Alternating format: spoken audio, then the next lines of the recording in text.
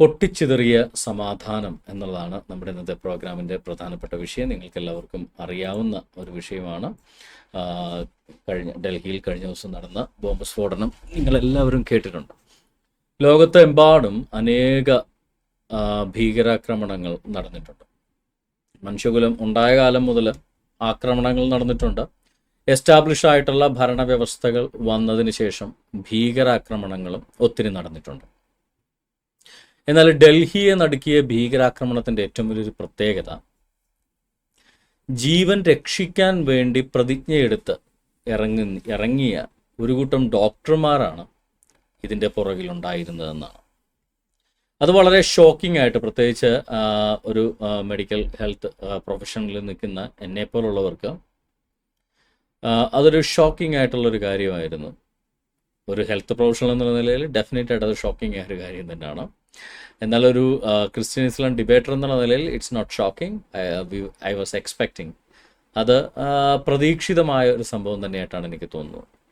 കഴിഞ്ഞ ദിവസം ഡൽഹിയിൽ നടന്ന സ്ഫോടനത്തിൽ മരിച്ചത് ഡോക്ടർ ഉമർ ഉൻ നബി, പ്രവാചകൻ ഉമർ. ഞാനെപ്പോഴും കളിയാക്കി പറയാറുണ്ട് അള്ളാഹ് ഉമർ, പ്രവാചകൻ ഉമർ എന്ന്. പക്ഷേ അങ്ങനെ പേര് വിട്ടിറങ്ങിയ പുള്ളിയാണ് ഡോക്ടർ ഉമർ ഉൻ നബി.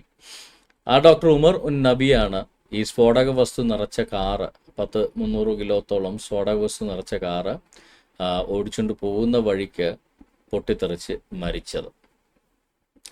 ആ ഉമറിൻ്റെ വീട്ടുകാരോടൊക്കെ ചോദിച്ചാൽ, DNA ടെസ്റ്റിന് വന്ന അമ്മയെയും സഹോദരനെയും DNA ടെസ്റ്റിന് കൊണ്ടുപോയപ്പോൾ സഹോദരൻ്റെ ഭാര്യ ഈ ഉമറിൻ്റെ സിസ്റ്ററിലോയുടെ പത്രസമ്മേളനമൊക്കെ കണ്ടാൽ, ഉമർ വളരെ ഡെഡിക്കേറ്റഡ് ആയിട്ടുള്ളൊരു പ്രൊഫഷണലാണ്, ഇങ്ങനെയൊക്കെ ഒരു കാര്യം ചെയ്യുന്നു വിശ്വസിക്കാൻ സാധിക്കുന്നില്ല, ആർക്കും വിശ്വസിക്കാൻ സാധിക്കുന്നില്ല എന്നൊക്കെയാണ് തട്ടിവിട്ടത്. അപ്പോൾ ഫരീദാബാദിലെ അൽ ഫലാഹ്, പേര് കേൾക്കുമ്പോൾ തന്നെ ഒരു ചെറിയ പ്രശ്നമൊക്കെ തോന്നുന്നത് അത് നിങ്ങളുടെ മൈൻഡ് സെറ്റിൻ്റെയാണ്, അല്ലാതെ പേരിൻ്റെ പ്രശ്നമല്ല കേട്ടോ, ആരും തെറ്റിയിരിക്കരുത്. ഫരീദാബാദിലെ അൽ ഫലാഹ് യൂണിവേഴ്സിറ്റിയിലെ ഒരു ഡോക്ടറും പ്രൊഫസറുമായിരുന്നു ഈ ഡോക്ടർ ഉമർ ഉൻ നബി എന്ന് പറയുന്നത്. അദ്ദേഹത്തിന് വാഹന സൗകര്യം അടക്കം എല്ലാം ഒരുക്കി കൂടെ നിന്ന് സഹായിച്ച ഡോക്ടർമാർ doctor Muzammil Shakeel, doctor Adeel Ahmed Rather. Doctor Muzammil Shakeel വാടകയ്ക്കെടുത്ത വീട്ടിൽ നിന്നും 3000 കിലോ, അതായത് ഏകദേശം 2900 കിലോഗ്രാം, 3 ടണ്ണ് സ്ഫോടക വസ്തുക്കൾ, അതോടൊപ്പം തന്നെ AK-47 അസോൾട്ട് റൈഫിൾസ് അടക്കമുള്ള മാരകായുധങ്ങളും പിടിച്ചെടുത്തു. ഞാനിത് പ്രത്യേകം പറയാൻ കാര്യമുണ്ട് കേട്ടോ. നാളെ നമ്മുടെ ആബിദ് അടിവാരമൊക്കെ അഫ്സൽ ഗുരുവിന് വേണ്ടി പോസ്റ്റ് ഇട്ട പോലെ പോസ്റ്റ് ഇട്ടുകൊണ്ട് വരും. തൻ്റെ കൂടെ ജോലി ചെയ്ത 2 ഡോക്ടർമാരെ വാടകയ്ക്ക് വീട്ടിൽ താമസിപ്പിച്ചു എന്ന പേരിലാണ് ആ പാവം ഡോക്ടർ മുസമ്മിൽ ഷക്കീലിനെ ഭരണകൂട ഭീകരത പിടിച്ച് തൂക്കിലിട്ടത് എന്നൊക്കെ പറഞ്ഞുകൊണ്ട് അടിവാരവും മേൽവാരവും ഒക്കെ വരും. അതുകൊണ്ടാണ് ക്ലാരിഫൈ ചെയ്ത് പറയുന്നത്. ചുമ്മാ ഇവന്മാരെല്ലാം വീട്ടിൽ താമസിപ്പിച്ചതല്ല, വീട്ടിലൊരു 3 ടണ്ണ് സ്ഫോടക വസ്തുവും കൂടെ വെച്ചായിരുന്നു അണ്ണ. എന്തായാലും 3 ടണ്ണ് സ്ഫോടക വസ്തു കൊതുക് പറത്തിക്കൊണ്ട് വെച്ചതാണെന്ന് പറഞ്ഞ് ന്യായീകരിക്കാൻ വരും. അതും സംഭവിക്കും കേട്ടോ, പറയാൻ പറ്റില്ല. നാളെ പറയും കൊതുകിൻ്റെ ശല്യം കൂടുതലായിരുന്നുണ്ട്, അവിടെ ഉണ്ടെന്ന കൊതുകുകളെല്ലാം കൂടെ പറന്നു വന്നിരുന്നപ്പോൾ ചിറകിൽ ഒളിപ്പിച്ചു കൊണ്ടുവന്നാണ് സ്ഫോടക വസ്തു, അല്ലാതെ ഈ കുഞ്ഞുങ്ങൾ അറിഞ്ഞിട്ട് പോലുമില്ല. നിങ്ങളൊന്ന് കേട്ട് നോക്കൂ, ഉമർ ഉൻ നബി എന്ന് പേരുള്ളൊരു പാവത്താൻ ഇങ്ങനെയൊക്കെ ചെയ്യുമെന്ന് നിങ്ങൾക്ക് തോന്നുന്നുണ്ടോ എന്ന് ചോദിക്കുന്ന നിലവാരമാണ് നമ്മുടെ നാട്ടിലെ കോയകൾക്ക്. അതുകൊണ്ട് പറഞ്ഞു എന്നേ ഉള്ളൂ. ഓക്കെ, എന്തായാലും ഇവരുടെ താടിയും മുടിയൊക്കെ കണ്ടിട്ട് ആർക്കെങ്കിലും ഭയം തോന്നുന്നുണ്ടെങ്കിൽ അത് വെറും ഭയം മാത്രമാണ്, അതിനകത്ത് യാതൊരു കാര്യമില്ല. അങ്ങനെ ഭയപ്പെടാൻ പാടില്ല കേട്ടോ. അത് പ്രത്യേകം ഞാൻ പറയാം. കാര്യം നമ്മളാരും ഇസ്ലാമോഫോബിയ വളർത്താൻ പാടില്ല. ഈ രണ്ടാമത്തെ വീട്ടിൽ 3 ടൺ സ്ഫോടക വസ്തു ഒളിപ്പിച്ചു വെച്ച ഡോക്ടർ മുസമ്മിൽ ഷക്കീലിൻ്റെ സുഹൃത്തും, എൻ്റെ ഓർമ്മ ശരിയാണെങ്കിൽ സഹപാഠിയുമാണ്, കൂടെ വർക്ക് ചെയ്തിരുന്ന സഹപ്രവർത്തകയുമായിരുന്നു ഡോക്ടർ ഷഹീൻ സയ്യിദ് എന്ന് പറയുന്ന ജെയ്ഷെ മുഹമ്മദിൻ്റെ വനിതാ വിഭാഗം നേതാവായ ഡോക്ടർ ഷഹീൻ സയ്യിദ് എന്ന് പറയുന്നത്. ആ പർദ്ദ കണ്ടിട്ടോ, ആ തലയിലിട്ടേക്കുന്ന കറുത്ത ഇത്തിരി കാഷ്ടം തുണി കണ്ടിട്ടോ ആർക്കും ഭയം തോന്നാൻ പാടില്ല. അത് ശരിയല്ല, അങ്ങനെ ആരും തോന്നരുത്.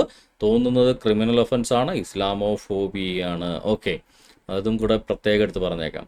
പിന്നെ അവിടെ ഒരു ആട്ടും താടിയുമായിട്ട് നിൽക്കുന്ന ഒരു തന്നെ ഇല്ലേ, നമ്മുടെ യഥാർത്ഥ ഇസ്ലാമിക താടിയുമായിട്ട് നിൽക്കുന്ന പുള്ളി ഡോക്ടർ അഹമ്മദ് മൊഹിയുദ്ദീൻ സയ്യിദ്. പുള്ളിക്കാരൻ ഒരു ശാസ്ത്രജ്ഞനായിരുന്നു. നമ്മൾ പലപ്പോഴും ചോദിക്കാറുണ്ട്, ഇസ്ലാം എന്ത് സംഭാവനയാണ് ശാസ്ത്രത്തിന് നൽകിയത് എന്ന് പലപ്പോഴും ചോദിക്കാറുണ്ട്. എന്നാൽ ആ ചോദ്യത്തെ അപ്രസക്തമാക്കിയ വിധം ആവണക്കെണ്ണയിൽ നിന്ന് റിസിൻ എന്ന പേരുള്ള മണമോ രുചിയോ ഇല്ലാത്ത കൊടിയ വിഷം വേർതിരിച്ചെടുക്കുന്ന കഠിനമായ ഗവേഷണത്തിലായിരുന്നു. നിങ്ങൾ ആരും തെറ്റിദ്ധരിക്കരുത്. ഒരു കാര്യത്തിൽ എനിക്ക് അദ്ദേഹത്തോട് ബഹുമാനം ഉണ്ട് കേട്ടോ. ഈച്ചയുടെ ഒരു ചിറകിൽ ഇതിനു മാത്രം വിഷം ഇരുന്നിട്ടും പുള്ളി ആവണക്കെണ്ണയും തിരക്കി പോയത് ഇച്ചിരി കട്ടമായി. ഇപ്പം നമ്മുടെ പ്രവാചകൻ പറഞ്ഞ ഈച്ചയിലെ വിഷം കണ്ടുപിടിച്ചിരുന്നെങ്കിൽ ഇതിലും ശക്തമായിട്ട് നമുക്ക് ഉപയോഗിക്കാമായിരുന്നു. എന്തായാലും റിസിൻ എന്ന മാരകമായ വിഷം നിർമ്മിച്ചിട്ട് ആക്രമണം നടത്താൻ വേണ്ടി ഉള്ള ശ്രമത്തിനിടയിൽ ആവണക്കെണ്ണയുമായിട്ട് പിടിയിലായ ഡോക്ടർ അഹമ്മദ് മൊഹീദ്ദീൻ സയ്യിദ്. വെളിച്ചെണ്ണയാവാതിരുന്ന ഭാഗ്യം. ഓക്കെ, സാധാരണ വെളിച്ചെണ്ണയാണ് ഇവർ എല്ലാത്തിനും ഉപയോഗിക്കുന്നത്. വെളിച്ചെണ്ണയിൽ റിസൈൻ ഇല്ലാഞ്ഞത് നമ്മുടെയൊക്കെ ഭാഗ്യം എന്ന് മാത്രം ഞാനിപ്പോൾ പറഞ്ഞു കൊള്ളട്ടെ. അപ്പോൾ നമ്മൾ മുന്നോട്ട് നോക്കിക്കഴിഞ്ഞാൽ ഇതിനൊക്കെ ആരാണ് ശരിക്കും ഉത്തരവാദി? ഇത്രയും വിദ്യാഭ്യാസമുള്ള ഒരു ജനത, ജമ്മു കാശ്മീരിൽ നിന്ന് ചൈനയിൽ പോയി പഠിച്ചവർ, ബംഗ്ലാദേശിൽ പോയി പഠിച്ചവർ, അവിടെ തന്നെ പഠിച്ചവർ, അങ്ങനെ പഠിച്ച മെഡിക്കൽ ബിരുദം എടുത്ത് ഇപ്പോൾ നമ്മളിപ്പോൾ എത്ര ആർഗ്യുമെൻറ്റും എത്ര ഡിബേറ്റും നമ്മൾ നടത്തുന്നുണ്ടാവാം. പക്ഷെ നമ്മളൊരു ഹെൽത്ത് കെയർ പ്രൊഫഷണലിൻ്റെ യൂണിഫോം ഇട്ട് കഴിഞ്ഞാൽ there is no more debater. നമ്മുടെ മുന്നിൽ വരുന്ന ആളുടെ മുസ്ലിം ആണോ, ക്രിസ്ത്യാനിയാണോ, ഹിന്ദു ആണോ, അവൻ ഒരു ക്രിമിനൽ ആണോ, ആരെങ്കിലും കൊന്നിട്ട് വന്നതാണോ എന്ന് പോലും നോക്കാതെ, ഒരു പ്രജുഡിസും മൈൻഡും ഇല്ലാതെ അവന് നമ്മളുടെ മുന്നിലുള്ളതൊരു രോഗിയാണ് എന്ന ആ ഒരു ഐഡന്റിറ്റി മാത്രം മുന്നിൽ വെച്ചുകൊണ്ട് ചികിത്സിക്കേണ്ട ഒരാളാണ് ഒരു ഡോക്ടറും നഴ്സും മറ്റ് ഹെൽത്ത് കെയർ പ്രൊഫഷണൽസും എന്ന് പറഞ്ഞാൽ. അത്തരം ഡെഡിക്കേറ്റഡ് പ്രൊഫഷണൽ, ജീവിതവും മരണവും ഏതു സമയവും മുന്നിൽ കണ്ടുകൊണ്ട് നിൽക്കുന്ന, ജനിച്ച കുഞ്ഞിനെയും ഒരു പ്രസവം എടുക്കുന്നതോടൊപ്പം തന്നെ ഒരു പ്രായമായ വൃദ്ധനെയോ അല്ലെങ്കിൽ രോഗം മൂർച്ഛിച്ച് മരിക്കാൻ കിടക്കുന്നവരെയോ സമാധാനമായി മരിക്കാൻ അനുവദിച്ചുകൊണ്ട് അവരുടെ ഹാർട്ട് റേറ്റ് 0 ആകാൻ കാത്തു നിൽക്കുന്ന, അവർക്ക് ആ മരണത്തിൻ്റെ ആ ലാസ്റ്റ് മൊമെന്റ് വരെ സമാധാനവും വേദനരഹിതവുമായിരിക്കണമെന്ന ദൃഢനിശ്ചയത്തോടുകൂടെ അവർ മരിക്കുന്നത് നോക്കി കാണുന്ന ഒരു ഹെൽത്ത് കെയർ പ്രൊഫഷണൽ സംബന്ധിച്ചിടത്തോളം ഒരിക്കലും ഇത്തരത്തിലുള്ള കുൽസിത പ്രവർത്തനങ്ങളിൽ ഇടപെടാൻ യാതൊരു സാധ്യതയുമില്ല. പിന്നെ എന്തുകൊണ്ട് ഒരു കൂട്ടം മുസ്ലിം ഡോക്ടർമാർ ഇത്തരത്തിൽ ഒരു സ്ഫോടന പരമ്പരയ്ക്ക് ഇറങ്ങിത്തിരിച്ചു? ഇവിടെ പൊട്ടിയത് വെറും 300 കിലോ മാത്രമാണ്. 3000 കിലോവും 3 ടണ്ണാണ് പിടിച്ചെടുത്തത്. ആ 3 ടണ്ണും പൊട്ടേണ്ടിയിരുന്നതാണ്. അങ്ങനെ പൊട്ടിയിരുന്നെങ്കിൽ 10-20 സ്ഥലങ്ങളിൽ ഇതുപോലുള്ള ബോംബ് സ്ഫോടനങ്ങൾ നടന്നിരുന്നെങ്കിൽ, ഒരു ട്രാഫിക് സിഗ്നലിൽ വെച്ച് അവൻ്റെ കൈ അറിയാതെ തട്ടി ബോംബ് സ്ഫോടനം നടന്നതിന് പകരം ഡൽഹിയിലെ ഏതെങ്കിലും ഒരു മെയിൻ മാർക്കറ്റിൽ വെച്ചാണ്, നെഹ്റു പ്ലേസിൽ വെച്ചാണ്, അല്ലെങ്കിൽ ഏതെങ്കിലും ഒരു കോമൺ മാർക്കറ്റിൽ വെച്ചാണ് ഈ സ്ഫോടനം നടക്കുന്നെങ്കിൽ, ഡൽഹിയിൽ പോയിട്ടുള്ളവർക്കറിയാം, ഡൽഹി മാർക്കറ്റിലേക്ക് ഏത് മാർക്കറ്റ് കയറിയാലും സൂചി കുത്തുന്നൊരു പോയിന്റ് ഉണ്ട്, അവിടെ 100 ആളുകളുണ്ടാവും. അത്രത്തോളം തിരക്ക് പിടിച്ച സ്ഥലങ്ങളാണ്. കൊണാട്ട് പ്ലേസ് ആയാലും ഈ പറയുന്ന നെഹ്റു പ്ലേസ് ആയാലും ഏത് കോമൺ ഏരിയ ആയാലും അതുപോലെ തിരക്കുള്ള സ്ഥലങ്ങളാണ്. ഈ ട്രാഫിക് സിഗ്നലിൽ പൊട്ടിയതിന് പകരം ഈ ബോംബ് എങ്ങാനും ഒരു മാർക്കറ്റ് പ്ലേസ് വെച്ച് പൊട്ടിയിരുന്നെങ്കിൽ 100 കണക്കിന് നിരപരാധികൾ ബോംബ് കൊണ്ടും അതിൻ്റെ ഇരട്ടി ആളുകൾ ബഹളം കൊണ്ടുള്ള ചവിട്ടേറ്റും മരണമടയുമായിരുന്നു. അങ്ങനെ ഇപ്പം പൊട്ടിയതിൻ്റെ 10 ഇരട്ടി ശേഖരം വീട്ടിൽ വെച്ചിട്ട് നടക്കുന്ന ഈ ഡോക്ടർമാർ, ഈ ഇസ്ലാമിക ഭീകരന്മാർ അവരെങ്ങനെ ഇങ്ങനെ ആയിത്തീർന്നു എന്ന് നമ്മൾ നോക്കുമ്പോൾ നമ്മുടെ കേരളത്തിൽ നിന്ന് ഉരുത്തിരിഞ്ഞു വന്നിട്ടുള്ള ഒരു പരിധിവരെ നമുക്ക് നമ്മുടെ ശ്രീനാരായണ ഗുരുവിനേക്കാൾ കവച്ചു വെക്കാൻ സാധിക്കുന്ന, കാരണം ശ്രീനാരായണ ഗുരുവിനെയൊക്കെ ഇപ്പോൾ ഈ ഒരു കോണ്ടെക്സ്റ്റിൽ എന്താ പറയുക, SNDPക്കാർ സദയം ക്ഷമിക്കുക, കേരളത്തിലെ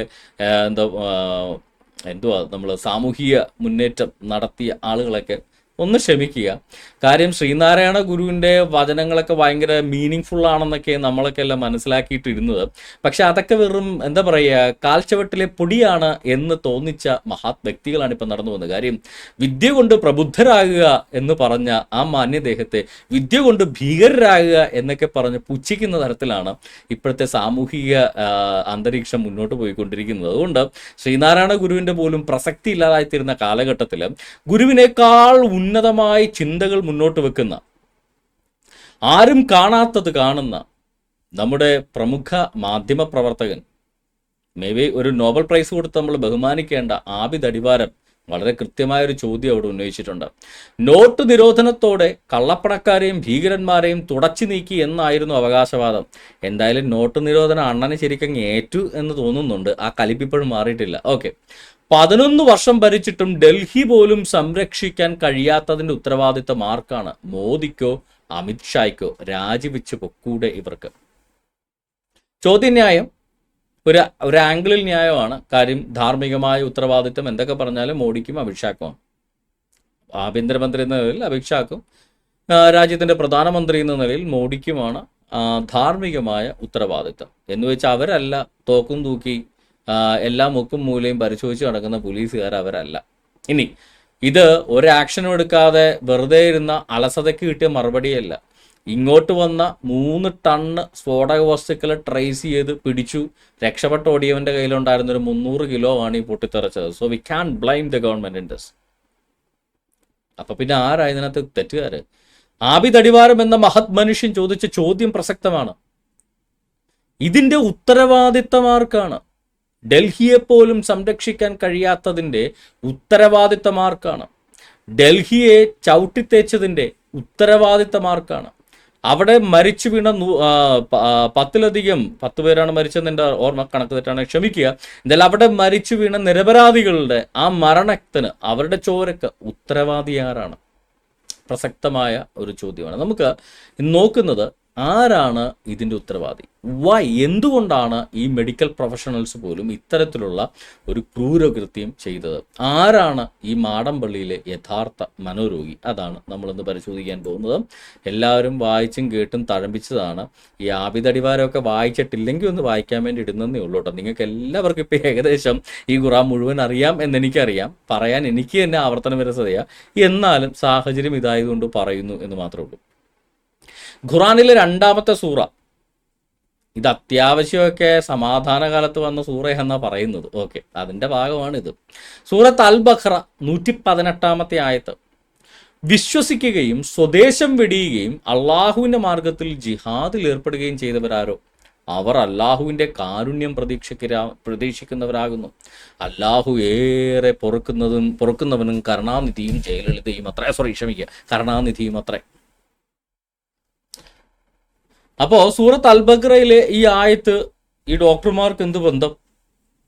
വിശ്വസിക്കുകയും സ്വദേശം വെടിയുകയും അള്ളാഹുവിൻ്റെ മാർഗത്തിൽ ജിഹാദിൽ ഏർപ്പെടുകയും ചെയ്തവരാരോ അവർക്കാണ് കാരുണ്യം പ്രതീക്ഷിക്കുന്നത്.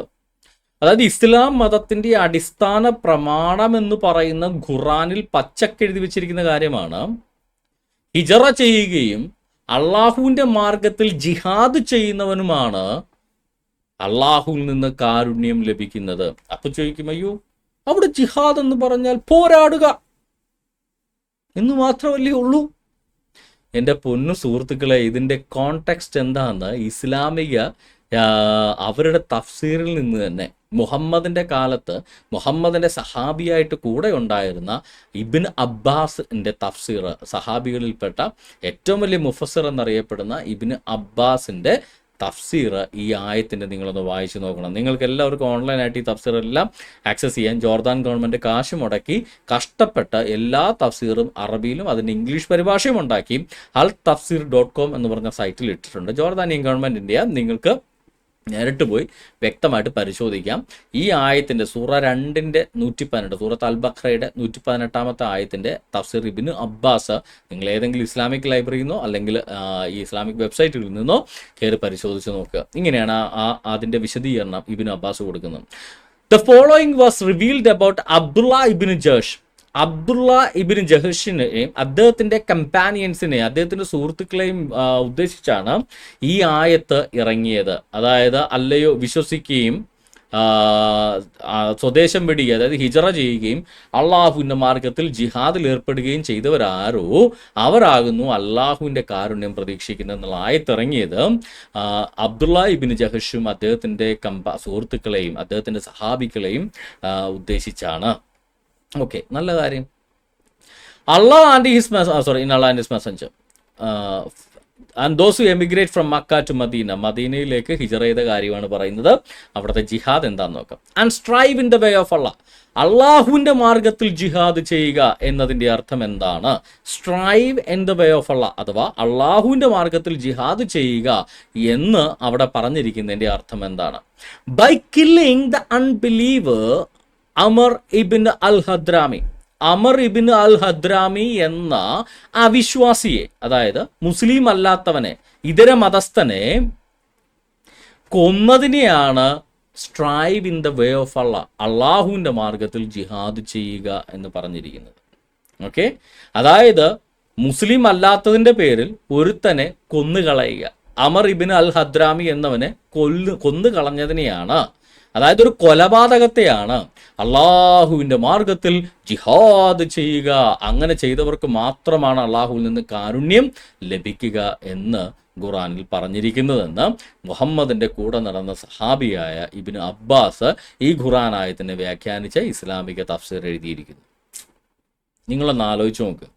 ഇത് വായിക്കുന്ന ഒരു മുസ്ലിം ഡോക്ടർ എന്താ ചിന്തിക്കുക? എഴുത്തുമാനെ അറിയാവുന്നൊരു കോയ എന്താ ചിന്തിക്കുക? ആ വിശ്വാസികളെ കൊല്ലുന്ന ആ ജിഹാദ് ചെയ്താൽ അള്ളാഹുവിൽ നിന്ന് കാരുണ്യം ലഭിക്കും. അപ്പോൾ ഈ അള്ളാഹുവിൽ നിന്ന് 72 ഹൂറികളെ ഇങ്ങനെ കാരുണ്യമായിട്ട് ലഭിക്കുമെന്നുള്ള ഉദ്ദേശത്തിൽ ഈ ആയത്ത് കണ്ടിട്ട് ഇപ്പോൾ ഏതെങ്കിലും കാഫിറിനെ കുത്തിക്കൊല്ലാൻ ചെന്നാൽ ആ ചെല്ലണവനെ കുറ്റം പറയണോ? ഇതിൻ്റെ കാരണക്കാരനാരാ? മോഡിയും അമിത്ഷായുമാണോ ഇതിൻ്റെ കാരണക്കാരൻ? ഈ ആയത്തിറങ്ങിയതിൻ്റെ പേരിൽ രാജിവെക്കേണ്ടത് സൗദി അറേബ്യയിലെ മുഹമ്മദാണ്, അല്ലാതെ മോദിയും അമിത്ഷായും അല്ല. പ്രവാചക സ്ഥാനം രാജിവെച്ച് അങ്ങേരിറങ്ങിപ്പോയാൽ ഈ അള്ളാഹു എന്നുള്ള പുള്ളിക്കാരൻ ആ സ്ഥാനം രാജിവെച്ച് ഇറങ്ങിപ്പോയാൽ തീരാവുന്ന പ്രശ്നമുള്ളൂ ഇവിടെ. അല്ലാതെ മോഡിയും അമിത്ഷായും രാജിവെച്ചാലൊന്നും ഈ പ്രശ്നം തീരില്ല. അങ്ങനെയാണ് പിന്നെ കോൺഗ്രസ് ഭരണകാലത്ത് ഭീകരാക്രമണമൊന്നും ഉണ്ടാവില്ലല്ലോ. അങ്ങനെയായിരുന്നെങ്കിൽ മുസ്ലിം ലീഗ് കേരളത്തിൽ ഭരിക്കുന്ന സമയത്ത്, മുസ്ലിം ലീഗ് മന്ത്രിസഭയുടെ ഭാഗമായി കേരളത്തിൽ ഭരിക്കുന്ന സമയത്ത് ഇമാതിരി ഭീകര കേസുകളൊന്നും കേരളത്തിൽ ഉണ്ടാവൂലല്ലോ. അപ്പോ ആ ഉടായ്പ് എന്തടിസ്ഥാനത്തിലാണ് പറഞ്ഞിരിക്കുന്നതെന്ന് എനിക്കല്ല. ധാർമ്മിക ഉത്തരവാദിത്തം അവരുടെ, അത് ഒരു സെക്യുലറായ ഒരാൾക്ക് ഡെഫിനറ്റ് ആയിട്ട് പറയാം. മോഡിക്കും അമിത്ഷാക്കും ധാർമ്മികമായ ഉത്തരവാദിത്തമുണ്ട്, വേണേൽ രാജിവെക്കാൻ ആവശ്യപ്പെടുകയും ചെയ്യാം. That's fine. അതൊരു സെക്യുലർ ആയിട്ട് നിൽക്കുന്ന ഒരാളെ സംബന്ധിച്ചിടത്തോളം ഒരു ഭീകരാക്രമണം ഉണ്ടാകുമ്പോൾ അതിൻ്റെ ധാർമ്മിക ഉത്തരവാദിത്വം ഓട്ടോമാറ്റിക്കലി ഹോം മിനിസ്റ്ററിലേക്കാണ് പോകുന്നത്. പക്ഷേ കോയകൾ ഇത് പറയുന്നതിൻ്റെ അടിസ്ഥാനം എനിക്ക് മനസ്സിലാവുന്നില്ല. കാരണം എന്താണെന്ന് വെച്ചാൽ ആബിദ് അടിവാരത്തിൻ്റെ പ്രവാചകൻ മുഹമ്മദ് ഖുറാനിൽ പറഞ്ഞിരിക്കുന്നതിൻ്റെ അടിസ്ഥാനത്തിൽ ഒരു അവിശ്വാസിയെ കൊല്ലുന്ന ആ ജിഹാദ് ചെയ്താൽ, അങ്ങനെ അവനെ കൊന്നു കഴിഞ്ഞാൽ, അമർ ഇബിന് അദ്രാമീനെ അബ്ദുള്ള ഇബിന് ജഹ്ഷക്കെ കൊന്നതിനെ പ്രോത്സാഹിപ്പിച്ചുകൊണ്ട് ഖുറാനിൽ മുഹമ്മദ് ഇറക്കിയ ആയത്താണ് ഖുറാൻ ആയത്ത് 2:118. ഇനിയും നിങ്ങൾക്ക് ഇതിനകത്ത് ക്ലാരിറ്റി കുറവുണ്ടെങ്കിൽ, നിങ്ങൾക്ക് ഇനിയും ഇത് മനസ്സിലായിട്ടില്ലെങ്കിൽ, ഞാൻ അതിൻ്റെ ആക്ച്വൽ സംഭവം നിങ്ങൾക്ക് എടുത്തു തരാം. ആ നടന്ന സംഭവം സീറത്ത് റസൂലുള്ള ഇബ്നു ഇഷാക്കിൻ്റെ സീറത്ത് റസൂലുള്ളയിൽ നിന്ന് ആ സംഭവം ഞാൻ നിങ്ങൾക്ക് എടുത്തു തരാം. നിങ്ങൾക്ക് അതിൻ്റെ ഇംഗ്ലീഷ് പരിഭാഷ ഇസ്ലാമിക ലൈബ്രറികളിലെല്ലാം ഇന്നുണ്ട്. നിങ്ങൾക്ക് എടുത്തു പോയി പരിശോധിക്കാം. Sirat Rasulullah the life of the prophet by Ibn Ishaq, translated by Guillaume. Page number 286 287. നമ്മുടെ ഫേസ്ബുക്ക് പ്രേക്ഷകർക്ക് വേണ്ടി ഞാനതെടുത്ത് ഇവിടെ ഡിസ്പ്ലേ ചെയ്യാം. സീറത്ത് റസൂലുള്ള നിങ്ങൾക്ക് ഇപ്പോൾ കാണാം. ഒരു സെക്കൻഡ് ഞാനൊന്ന് എടുത്ത് ഡിസ്പ്ലേ ചെയ്തോട്ടെ. ഓക്കെ, ഇതാണ് സീറത്ത് റസൂലുള്ളയുടെ 286 287 പേജുകൾ. 286 പേജിൻ്റെ അവസാന ഭാഗം ഞാൻ നിങ്ങൾക്ക് വേണ്ടി ഒന്ന് എടുക്കുകയാണ്. 286 പേജിൻ്റെ അവസാന ഭാഗം ഓക്കെ, നിങ്ങൾക്ക് വേണ്ടി എടുക്കുകയാണ്. നിങ്ങൾക്കിപ്പോൾ കാണാമെന്ന് ഞാൻ വിശ്വസിക്കുന്നു. The expedition of Abdullah ibn Jahsh, മനസ്സിലായല്ലോ? The expedition of Abdullah ibn Jahsh നമ്മളിപ്പോൾ കണ്ടില്ലേ. അബ്ദുള്ള ഇബ്നു ജഹ്ഷ് ഈ പറയുന്ന അമർ ഇബ്നു ഹദ്രാമിനെ കൊന്നതിന് പ്രോത്സാഹിപ്പിച്ചുകൊണ്ടാണ് ആയത്തിറക്കിയത്. അള്ളാഹുവിൻ്റെ മാർഗത്തിൽ ഇങ്ങനെ കൊന്നുകൊണ്ട് ജിഹാദ് ചെയ്യുന്നത് ഉത്തമമായ കാര്യമാണെന്ന് പറഞ്ഞിട്ട് ആയത്തിറക്കിയത്. ഓക്കെ, ഇനി ആ കഥ നമുക്ക് അങ്ങോട്ട് വായിക്കാം. Apostle sent Abdullah ibn Jahsh bin Rab bin ബാക്കി ആരൊക്കെ ആയിട്ട് in Rajab on his return from the first Badr. ബദറിൽ നിന്ന് തിരിച്ചു വരുന്ന വഴിക്ക് മുഹമ്മദ് അബ്ദുള്ള ഇബ്നു ജഹ്ഷിനെ അയച്ചു. He send with him 8 immigrants. മക്കയിൽ നിന്ന് അഭയാർത്ഥികളായിട്ട്, മുജാഹിറുകളായിട്ട് അല്ലെങ്കിൽ ഹിജറ ചെയ്തവരായിട്ട് വന്ന ആ മുജാഹിറുകളിൽ നിന്ന് 8 പേരെ കൂടെ മുഹമ്മദ് ഈ അബ്ദുള്ള ഇബ്നു ജഹ്ഷിൻ്റെ കൂടെ വിട്ടു. Without any of the Ansar, മദീനക്കാർ ആരെയും വിട്ടില്ല. മക്കയിൽ നിന്ന് വന്ന ഈ അഭയാർത്ഥികളായിട്ട് വന്ന, ഇപ്പോൾ നമ്മൾ സുഡാനിൽ നിന്നൊക്കെ അഭയാർത്ഥികളായിട്ട് വന്നൊരു ഭീകരപ്രവർത്തനം നടത്തില്ല, അതുപോലെ അഭയാർത്ഥികളായിട്ട് വന്ന മുഹമ്മദിൻ്റെ കൂടെ ഉണ്ടായിരുന്ന 8 മക്കാരെ ഈ അബ്ദുള്ള ബിൻ ജഹ്ഷിൻ്റെ കൂടെ വിട്ടു. അൻസാരികളെ, അതായത് മദീനക്കാരെ ആരെയും വിട്ടില്ല. He wrote for him a letter. ഈ അബ്ദുള്ള ഇബിൻ ജഹ്ഷിന് മുഹമ്മദ് ഒരു ലെറ്റർ കൊടുത്തു വിട്ടു. And ordered him not to look at it. അവനോട് കൽപ്പിച്ചു ഇതിനെ ഇപ്പോൾ നോക്കരുത്, not to look at it until he had returned from until he had returned for until he had journeyed for 2 days. Muhammad ഈ Abdullah bin ജഹ്ഷിന്റെ ഒരു letter കൊടുത്തിട്ട് പറഞ്ഞു, നീ 2 ദിവസത്തെ യാത്രയ്ക്ക് ശേഷം മാത്രമേ ഈ ലെറ്റർ നീ തുറന്ന് വായിക്കാൻ പാടുള്ളൂ.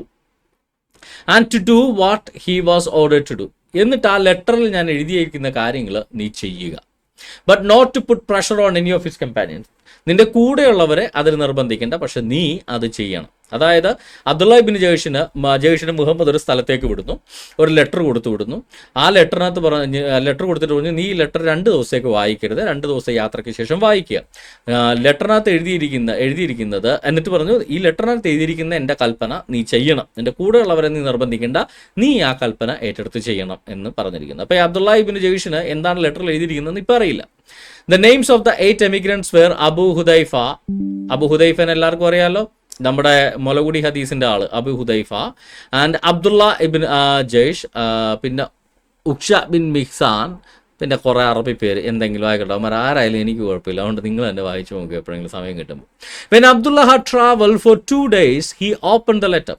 അങ്ങനെ അബ്ദുള്ള ഇബിൻ ജയ്ഷ് 2 ദിവസത്തെ യാത്ര കഴിഞ്ഞപ്പോഴേക്കും ലെറ്റർ തുറന്നു. And looked into it and this is what it is said. ആ ലെറ്ററിനകത്ത് ഇപ്രകാരമായിരുന്നു എഴുതിയിരുന്നത്, when you have read this letter of mine, എൻ്റെ ഈ ലെറ്റർ നീ വായിക്കുന്ന സമയത്ത്, proceed until you reach നഖ്ല.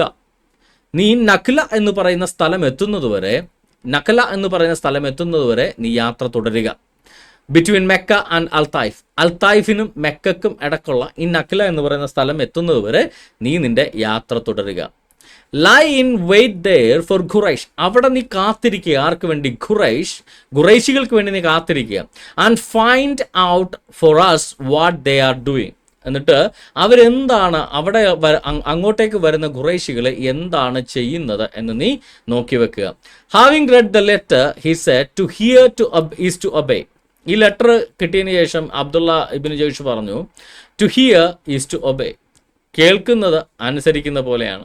Then he said his companions, the apostle has commanded me to go to the Nakhla, to lie in wait there for Quraysh, so as to bring him news of them. Muhammad എന്നോട് കൽപ്പിച്ചിരിക്കുന്നു, ഈ നഖലയിലേക്ക് പോവുക, അവിടെ ചെന്ന് ഖുറൈശികൾക്ക് വേണ്ടി കാത്തിരിക്കുക, എന്നിട്ട് അവരെക്കുറിച്ചുള്ള വാർത്തകൾ മുഹമ്മദിനേക്ക് എത്തിക്കാൻ അവൻ ആവശ്യപ്പെട്ടിരിക്കുന്നു. He has forbidden me to pressure on any of you. നിങ്ങളെ ഏതെങ്കിലും തരത്തിൽ നിർബന്ധിക്കാൻ എനിക്ക് അവകാശമില്ല എന്ന് അദ്ദേഹം പറഞ്ഞിട്ടുണ്ട്. So if anyone wishes for martyrdom, let him go forward. നിങ്ങൾക്കാർക്കെങ്കിലും മുജാഹിദുകളാകണമെങ്കിൽ, അതായത് നിങ്ങൾക്കാർക്കെങ്കിലും രക്തസാക്ഷികളാണ്, മുജാഹിദല്ല രക്തസാക്ഷികളാകണമെങ്കിൽ, നിങ്ങൾക്ക് ഷഹീദാകണമെങ്കിൽ എൻ്റെ കൂടെ വരിക. Who does not, let him go back. ഷഹീദാവാൻ താല്പര്യമില്ലാത്തവർക്ക് തിരിച്ചു പോകാവുന്നതാണ്. So he went on, and his and all his companion, not one of them falling back. അവൻ്റെ കൂടെ ഉണ്ടായിരുന്ന ആ 7 പേരും അവനൊപ്പം തന്നെ നിന്ന് ആരും തിരിച്ചു പോയില്ല. He journeyed along Hijaz until a mine called Bahran above Al-Furu. Saad and Utba lost the camel which they were riding by turns and began to അങ്ങനെ കുറച്ച് കാര്യം ഇവർ നഖലയിലെത്തി. Went on to Nakhla. അവർ നഖലയിലേക്ക് വന്നു. Okay, a caravan of Quraish നഖലയിലേക്ക് വന്നു. എന്നിട്ട് ഞാൻ കുറച്ച് ഒന്ന് മുകളിലേക്ക് എടുത്തോട്ടെ. ഓക്കെ, നഖലയിലേക്ക് വന്നിട്ട് okay, Nakhla. A caravan of Quraish carrying dry raisins. ഖുറൈശികളുടെ ഒരു കച്ചവട യാത്രാസംഘം ഉണക്കമുന്തിരിയുമായിട്ട്, and leather and other merchandise. കുറച്ച് തുകലും ഉണക്കമുന്തിരിയും മറ്റ് കച്ചവട സാധനങ്ങളുമായിട്ട് വന്ന ഖുറൈശികളുടെ ഒരു യാത്രാസംഘം അവരെ കടന്നുപോയി. നഖലയിൽ വെച്ച് അവരെ പാസ് ചെയ്യുന്നു. Amar ibn al ഹദ്രാമി, ഉത്മാൻ bin Abdulla ഇങ്ങനെ അമർ ഇബിൻ അൽ ഹദ്രാമി, നമ്മളിപ്പോൾ ഈ തഫ്സീറിനകത്ത് കണ്ട അമർ ഇബിൻ അൽ ഹദ്രാമിയും അതോടൊപ്പം കുറേ ആളുകളും കൂടെ ആ സംഘത്തിനകത്തുണ്ടായിരുന്നു. When the caravan saw them, they were afraid of them because they had camped near them. ഈ ക്യാരവനിലുണ്ടായിരുന്ന, ഈ യാത്രാസംഘത്തിലുണ്ടായിരുന്ന അമർ ഇബിൻ അബ്ദ്രാമി അടക്കമുള്ള ആളുകൾ, ഈ കച്ചവടക്കാർ, ഈ മുഹമ്മദിൻ്റെ ആളുകളെ കണ്ടപ്പോൾ അവർക്ക് ഭയം വന്നു. കാര്യം അതിനടുത്ത് തന്നെയാണ് അവരും തമ്പടിച്ചിരിക്കുന്നത്.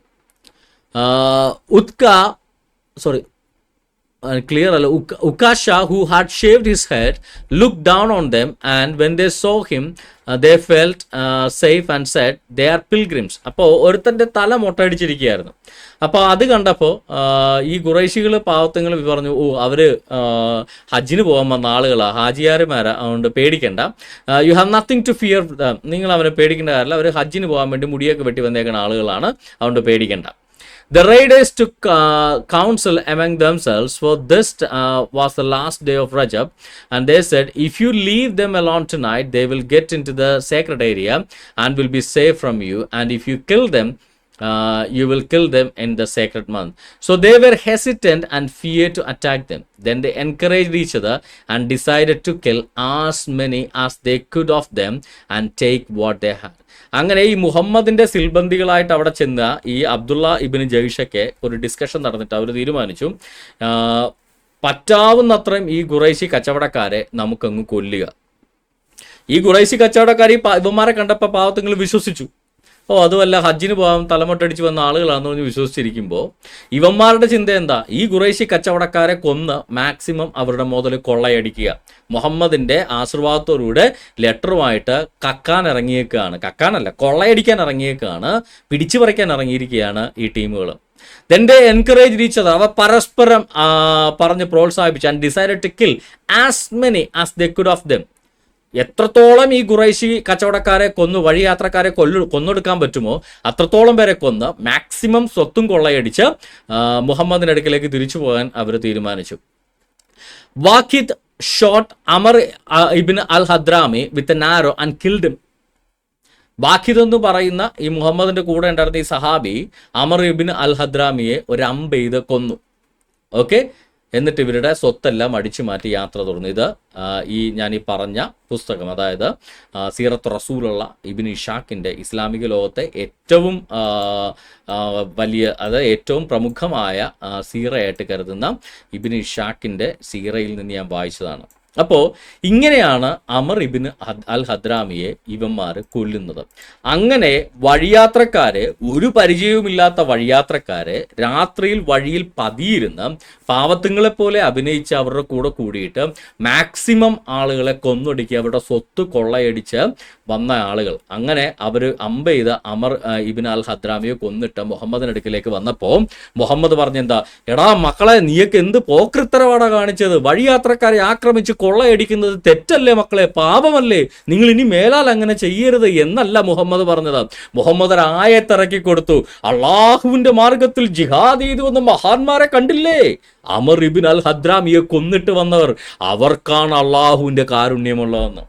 അതായത് ഒരു പാവപ്പെട്ടവൻ അവൻ മുസ്ലിം അല്ല എന്ന് ഒരൊറ്റ കാരണത്താൽ, അവൻ ഖുറൈശിയാണ്, അവൻ ഇസ്ലാമിനെ അംഗീകരിക്കുന്നില്ല എന്ന ഒറ്റ കാരണത്താൽ അവനോടൊരു വ്യക്തിവിരോധം ഇല്ലാതിരുന്നിട്ട് കൂടി അവന്റെ കച്ചവട സംഘം വഴിയാത്രക്കാരായി വരുന്ന സമയത്ത് ഇരുട്ടിന്റെ മറവിൽ പതിയിരുന്ന് അവരോടൊപ്പം ചേർന്നിട്ട് അവരെ കൊന്ന് കൊള്ളയടിച്ച് അവരുടെ സമ്പത്തും കട്ടുകൊണ്ട് മുഹമ്മദിനടുക്ക് വന്നപ്പോൾ മുഹമ്മദ് പറയുക, ഇതാണ് അള്ളാഹുവിന്റെ മാർഗത്തിലുള്ള ജിഹാദ്. ഇങ്ങനെ പറഞ്ഞ് പഠിപ്പിച്ച ഈ പ്രവാചകനെയാണോ ആബിദടിവാരൻ രാജിവെപ്പിക്കേണ്ടത്? അതോ ഇവന്മാരെ പിടിച്ച് ജയിലിൽ അടക്കുന്ന അല്ലെ തട്ടിക്കളയുന്ന മോഡിനെ അമിത്ഷാദിനാണോ? എൻ്റെ അടിവാരമേ, രാജി ആദ്യം വെപ്പിക്കേണ്ടത് നിങ്ങളുടെ പ്രവാചകനെയാ. അങ്ങനെ രാജിവെപ്പിച്ച് വീട്ടിലിരുത്തി കഴിഞ്ഞാൽ ഈ പ്രശ്നം ഒന്നും ഉണ്ടാവുകയില്ല. കാര്യം ഈ പൊട്ടിത്തെറിക്കാൻ ഈ പാവത്തുങ്ങളെ കിട്ടില്ല. കാര്യം എന്താ? ഇവന്മാര് പ്രവാചകനെ അനുസരിക്കാൻ, ശരീഅത്ത് നിയമം അനുസരിക്കാൻ വേണ്ടിയാണ് പൊട്ടിത്തെറിക്കുന്ന. കാര്യം അങ്ങനെ പൊട്ടിത്തെറിച്ച അമർ ഇബ്നു ഹദ്രാമിയെ പോലുള്ള, അന്ന് അമർ ഇബ്നു ഹദ്രാമിയെ ഒളിഞ്ഞിരുന്നവന്മാര് ഭീകരാക്രമണം നടത്തിയെങ്കിൽ ഇന്ന് ഈ ചെങ്കോട്ടക്കടുത്ത് യാത്രക്കാരായി വന്ന പാവത്തുങ്ങളെ, അന്ന് മക്കയിൽ നിന്ന് തൈഫിനിടയിലുള്ള ആ അൽനഖ് എന്ന് പറയുന്ന നഖാഹ് എന്ന് പറയുന്ന സ്ഥലത്ത് വഴിയാത്രക്കാരായി വന്നവരെ ഭീകരാക്രമണം നടത്തി കൊന്നൊടുക്കി കൊള്ളയടിച്ചവന്മാര് അതിനെ പ്രോത്സാഹിപ്പിച്ചു. അത് ജിഹാദാണ്, അത് അള്ളാഹുവിന്റെ മാർഗത്തിലെ പുണ്യകർമ്മമാണ്, അള്ളാഹുവിന്റെ മാർഗത്തിലെ പോരാട്ടമാണെന്ന് പറഞ്ഞുകൊണ്ട് പ്രോത്സാഹിപ്പിച്ചെങ്കിൽ ഇന്ന് അതേ പ്രവാചകന്റെ ആളുകൾ അന്ന് സൗദി അറേബ്യയിൽ നടത്തിയ അതേ ഭീകരാക്രമണം ഇന്ന് ഡൽഹിയിൽ നടത്തി, കഴിഞ്ഞിടക്ക് അമേരിക്കയിൽ നടത്തി, ഇന്നൊന്നല്ല വർഷങ്ങളായിട്ട് ആഫ്രിക്കയിൽ നടത്തിക്കൊണ്ടിരിക്കുന്നു, സുഡാനിൽ നടത്തുന്നു, ഇസ്രായേലിൽ നടത്തുന്നു. തിരിച്ചടി കിട്ടുമ്പോൾ ഷേവ് ഗാസ എന്ന് പറഞ്ഞ് പ്ലാക്കാർഡും പൊക്കി പിടിച്ച് നാണമില്ലാതെ നടക്കും. ശരിക്കും പറഞ്ഞാൽ മുഹമ്മദിനെയാണ് അവർ ഫോളോ ചെയ്തത്. അപ്പൊ ഈ ഇന്നിപ്പോ സേ ഫോർ എക്സാമ്പിൾ നമ്മൾ ഇവിടെ കണ്ട ഈ താടിക്കാരന്മാരെ ഡോക്ടർമാര്, ഡോക്ടർ ഉമർ ഉൻ നബി, അവിടെ അങ്ങ് സൗദി അറേബ്യയിൽ നഖഹിൽ ഈ ഭീകരാക്രമണം നടത്തിയതാരാ? അബ്ദുള്ള ഇബ്നു ജയ്ഷ്. ഒരു പരിചയമില്ലാത്ത വഴിയാത്രക്കാരെ കൊന്നൊടുക്കി കൊള്ളയടിച്ച സമ്പത്തുമായിട്ട് വന്നപ്പോൾ മുഹമ്മദ് എന്തു പറഞ്ഞു? നീ ചെയ്തത് അള്ളാഹുവിന്റെ മാർഗത്തിലെ ജിഹാദാ, നിങ്ങളെപ്പോലുള്ളവർക്കാണ് അള്ളാഹുവിന്റെ കാരുണ്യമുള്ളത്. ഒരു പരിചയമില്ലാത്ത റെഡ് ഫോർട്ടിൽ സിഗ്നൽ കാത്തു കിടന്ന പാവത്തുങ്ങളെ കൊന്നൊടുക്കിയ ഡോക്ടർ ഉമർ ഉൻ നബി മുഹമ്മദിന്റെ അടുക്കൽ ചെന്ന മുഹമ്മദ് എന്തു പറയും? ഡോക്ടർ ഉമർ ഉൻ നബിയെ, നീയാണ് അള്ളാഹുവിന്റെ കാരുണ്യം ലഭിച്ചിട്ടുള്ളത്, നീ അള്ളാഹുവിന്റെ മാർഗത്തിൽ ജിഹാദ് ചെയ്തിരിക്കുന്നു. അന്നൊരു അബ്ദുള്ള ഇബ്നു ജയ്ഷ് ആണെങ്കിൽ ഇന്ന് ഡോക്ടർ ഉമർ ഇബ്നു നബി. ഇന്നലെ അത് അജ്മൽ കസബായിരുന്നു, അതിന്റെ മുന്നേ അത് ബിൻ ലാദനായിരുന്നു, അതിന്റെ മുന്നേ ഏതൊക്കെ ഭീകര പ്രവർത്തകന്മാർ പൊട്ടിത്തെറിച്ച പാവത്തുങ്ങളെ കൊന്നൊടുക്കിയിട്ടുണ്ടോ? അഫ്ഗാനിസ്ഥാനിൽ പൊട്ടിത്തെറിച്ച നജീബ് അതിനു മുന്നേ ഈ അബ്ദുള്ള ഇബ്നു ജയ്ഷ് ആയിരുന്നു. ഇവന്മാരെ എല്ലാം പ്രോത്സാഹിപ്പിക്കുന്ന ഏതാ? മുഹമ്മദിന്റെ ആയത്തുകളാണ്. മുഹമ്മദ് ഖുറാനകത്ത് എഴുതി വെച്ചിട്ടുള്ള ഇത്തരത്തിലുള്ള ആയത്തുകളാണ് ഇവരെ പ്രോത്സാഹിപ്പിച്ച് വിടുന്നത്. അപ്പൊ ഇതുപോലുള്ള ഭീകര പ്രവർത്തകരെ നിർത്തലാക്കണമെങ്കിൽ മോഡിയും അമിത്ഷായും രാജിവെച്ചിട്ട് കാര്യമില്ല. നിങ്ങളുടെ ഖുറാനെ രാജിവെപ്പിച്ച് പ്രവാചകനെ പണിയില്ലാത്തവനാക്കി കഴിഞ്ഞാൽ ഈ പരിപാടിയൊക്കെ നടക്കും. ഈ പാവത്തുങ്ങൾ വല്ല രോഗികളും ചികിത്സിച്ച് ജീവിച്ചേനെ. അപ്പൊ ഇവിടുത്തെ പ്രശ്നക്കാരൻ പ്രവാചകൻ മുഹമ്മദാണ്, അല്ലാതെ ഇതുപോലുള്ള ഡോക്ടർമാരോ നഴ്സുമാരോ അല്ല എന്ന് ആദ്യം മനസ്സിലാക്കുക. അപ്പോൾ രാജിവെക്കേണ്ടത് മോഡിയാണോ അമിത്ഷായാണോ മുഹമ്മദാണോ എന്നുള്ള ചോദ്യത്തിന് ഉത്തരമായി എന്ന് ഞാൻ വിശ്വസിക്കുന്നു. എന്നാലും അടിവാരത്തിന് ഉത്തരം കിട്ടിയില്ലെങ്കിൽ ഇച്ചിരി മേൽവാരം തോണ്ടി നമുക്ക് വരാം. ഖുറാനിൽ 25-ാമത്തെ സൂറ 52-ാമത്തെ ആയത്ത്, സൂറത്ത് ഫുർഖാനിലെ 52-ാമത്തെ ആയത്ത്. അടിവാരത്തിന് എഴുത്തുമാനൊക്കെ അറിയാമല്ലോ, വായിച്ചു നോക്കട്ടെ കേട്ടോ. അതിനാൽ സത്യനിഷേധികളെ നീ അനുസരിച്ചു പോകരുത്, ഇതുകൊണ്ട് നീ അവരോട് വലിയൊരു ജിഹാദ് നടത്തിക്കൊള്ളുക.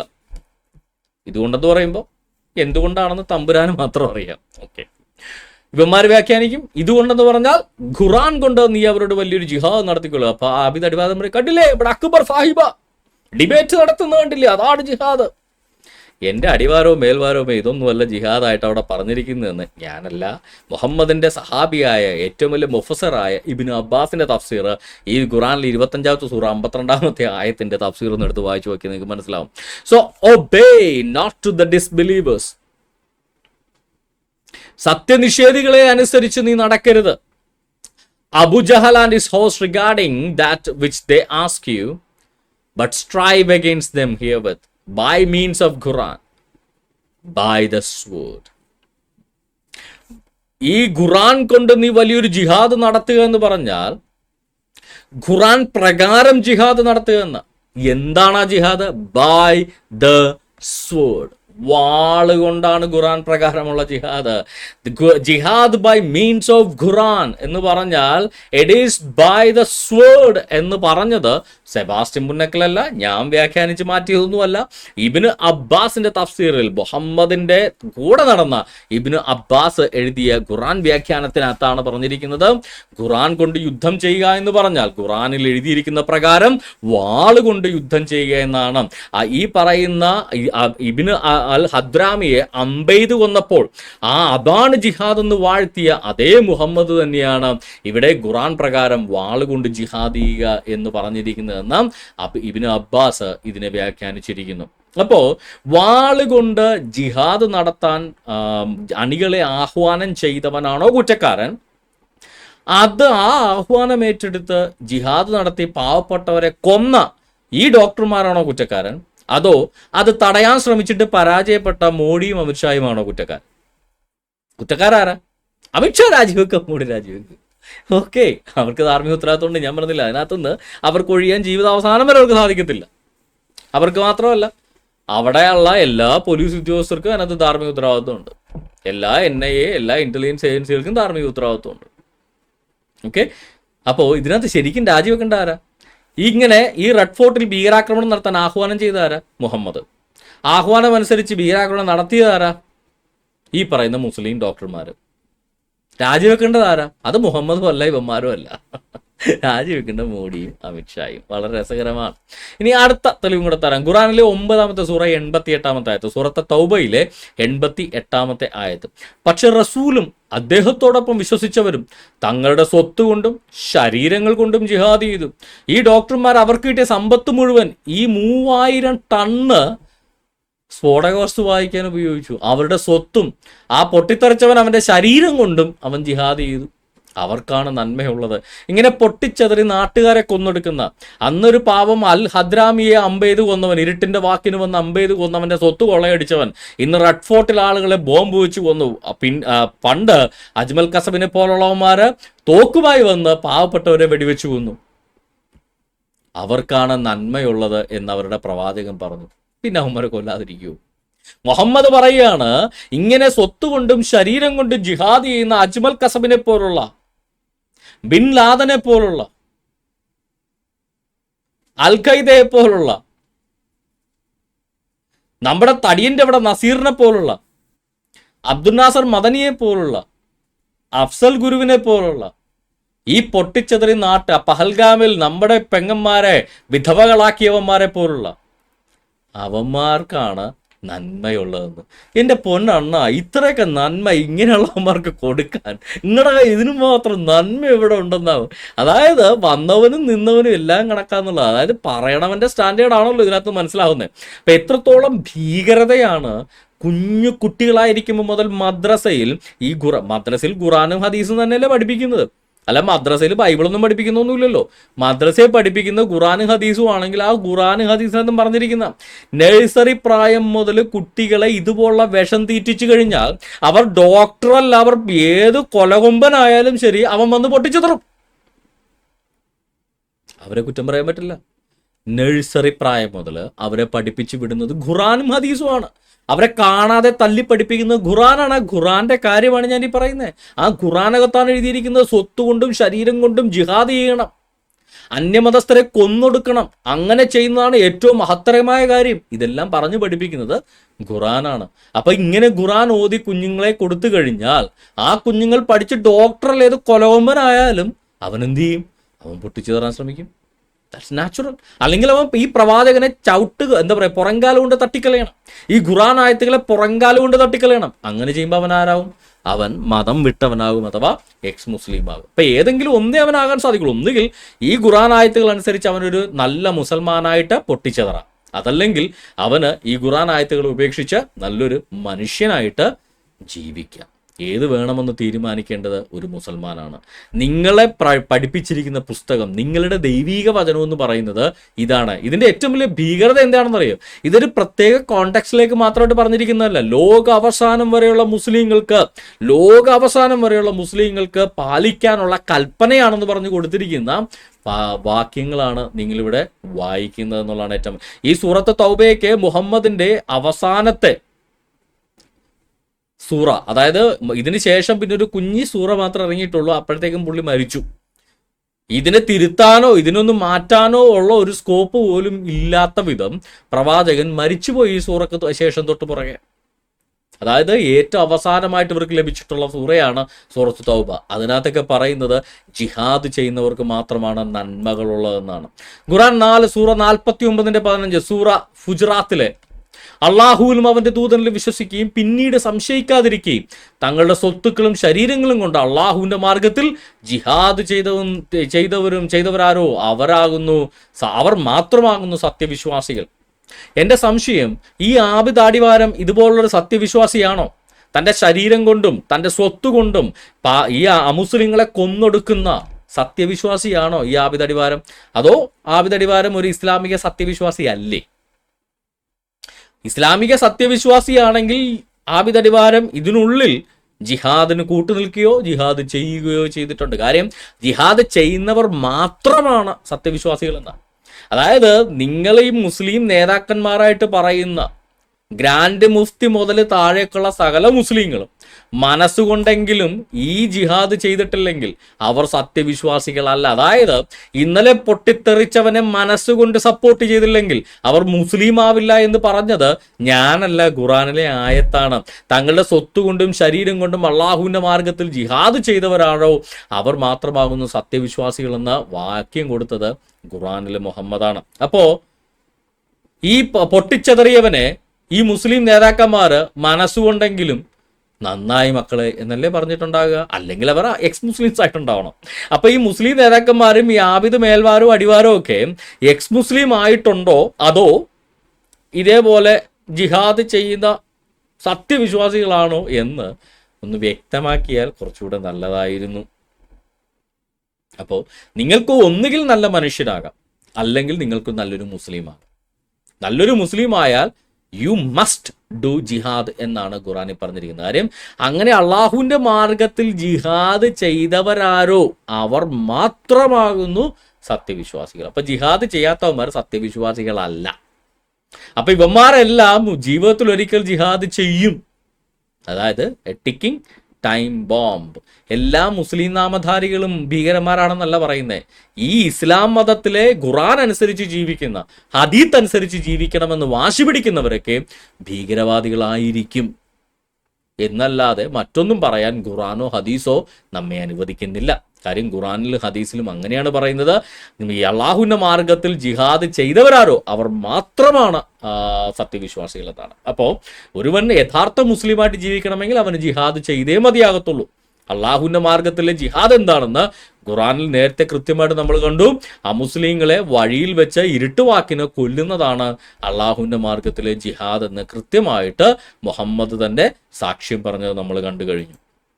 ഇനി മുന്നോട്ട് പോയി കഴിഞ്ഞാൽ ഖുറാനിലെ 9-ാമത്തെ സൂറ 73-ാമത്തെ ആയത്ത്, സൂറത്ത് തൗബയിലെ 73-ാമത്തെ ആയത്തും സൂറത്ത് തഹ്രീമിലെ 66-ാമത്തെ സൂറയിലെ 9-ാമത്തെ ആയത്തും രണ്ടും ഒരേ ആയത്താണ്. പുള്ളിക്ക് ആർക്ക് എഴുതിയപ്പോൾ തെറ്റിയാണെന്ന് അറിയില്ല. മുഹമ്മദിന് എഴുതിയപ്പോൾ തെറ്റിയാണോ അതോ അള്ളാഹുവിന് അൽഷിമസ് വന്നതാണോ അതോ സയ്യിദ് ബിൻ സാബിത്ത് കോപ്പി അടിച്ചപ്പോൾ തെറ്റിയതാണോ എന്നാണ് പറ്റിയതെന്ന് അറിയില്ല. രണ്ടിടത്ത് ഒരേ ആയത്താണുള്ളത്. നബിയെ സത്യനിഷേധികളോടും കപടവിശ്വാസികളോടും ജിഹാദ് ചെയ്യുകയും അവരോട് പരുഷമായി പെരുമാറുകയും ചെയ്യുക. സത്യനിഷേധികൾ ആരാ? സത്യനിഷേധികൾ ഇസ്ലാം പ്രകാരം ഇസ്ലാമിനെ നിഷേധിക്കുന്നവർ, അള്ളാഹുവിനെ ദൈവമായിട്ട് അംഗീകരിക്കാത്ത ഹിന്ദുക്കൾ, ക്രിസ്ത്യാനികൾ, ജൈനന്മാര്, ബുദ്ധന്മാര് തുടങ്ങി മുസ്ലിം അല്ലാത്ത സകല മതക്കാരും. കാര്യം അള്ളാഹുവിനെ ദൈവമായിട്ട് ഞങ്ങൾ ആരും അംഗീകരിക്കാറില്ല. അപ്പൊ നമ്മളൊക്കെ എല്ലാം സത്യനിഷേധികളാണ്.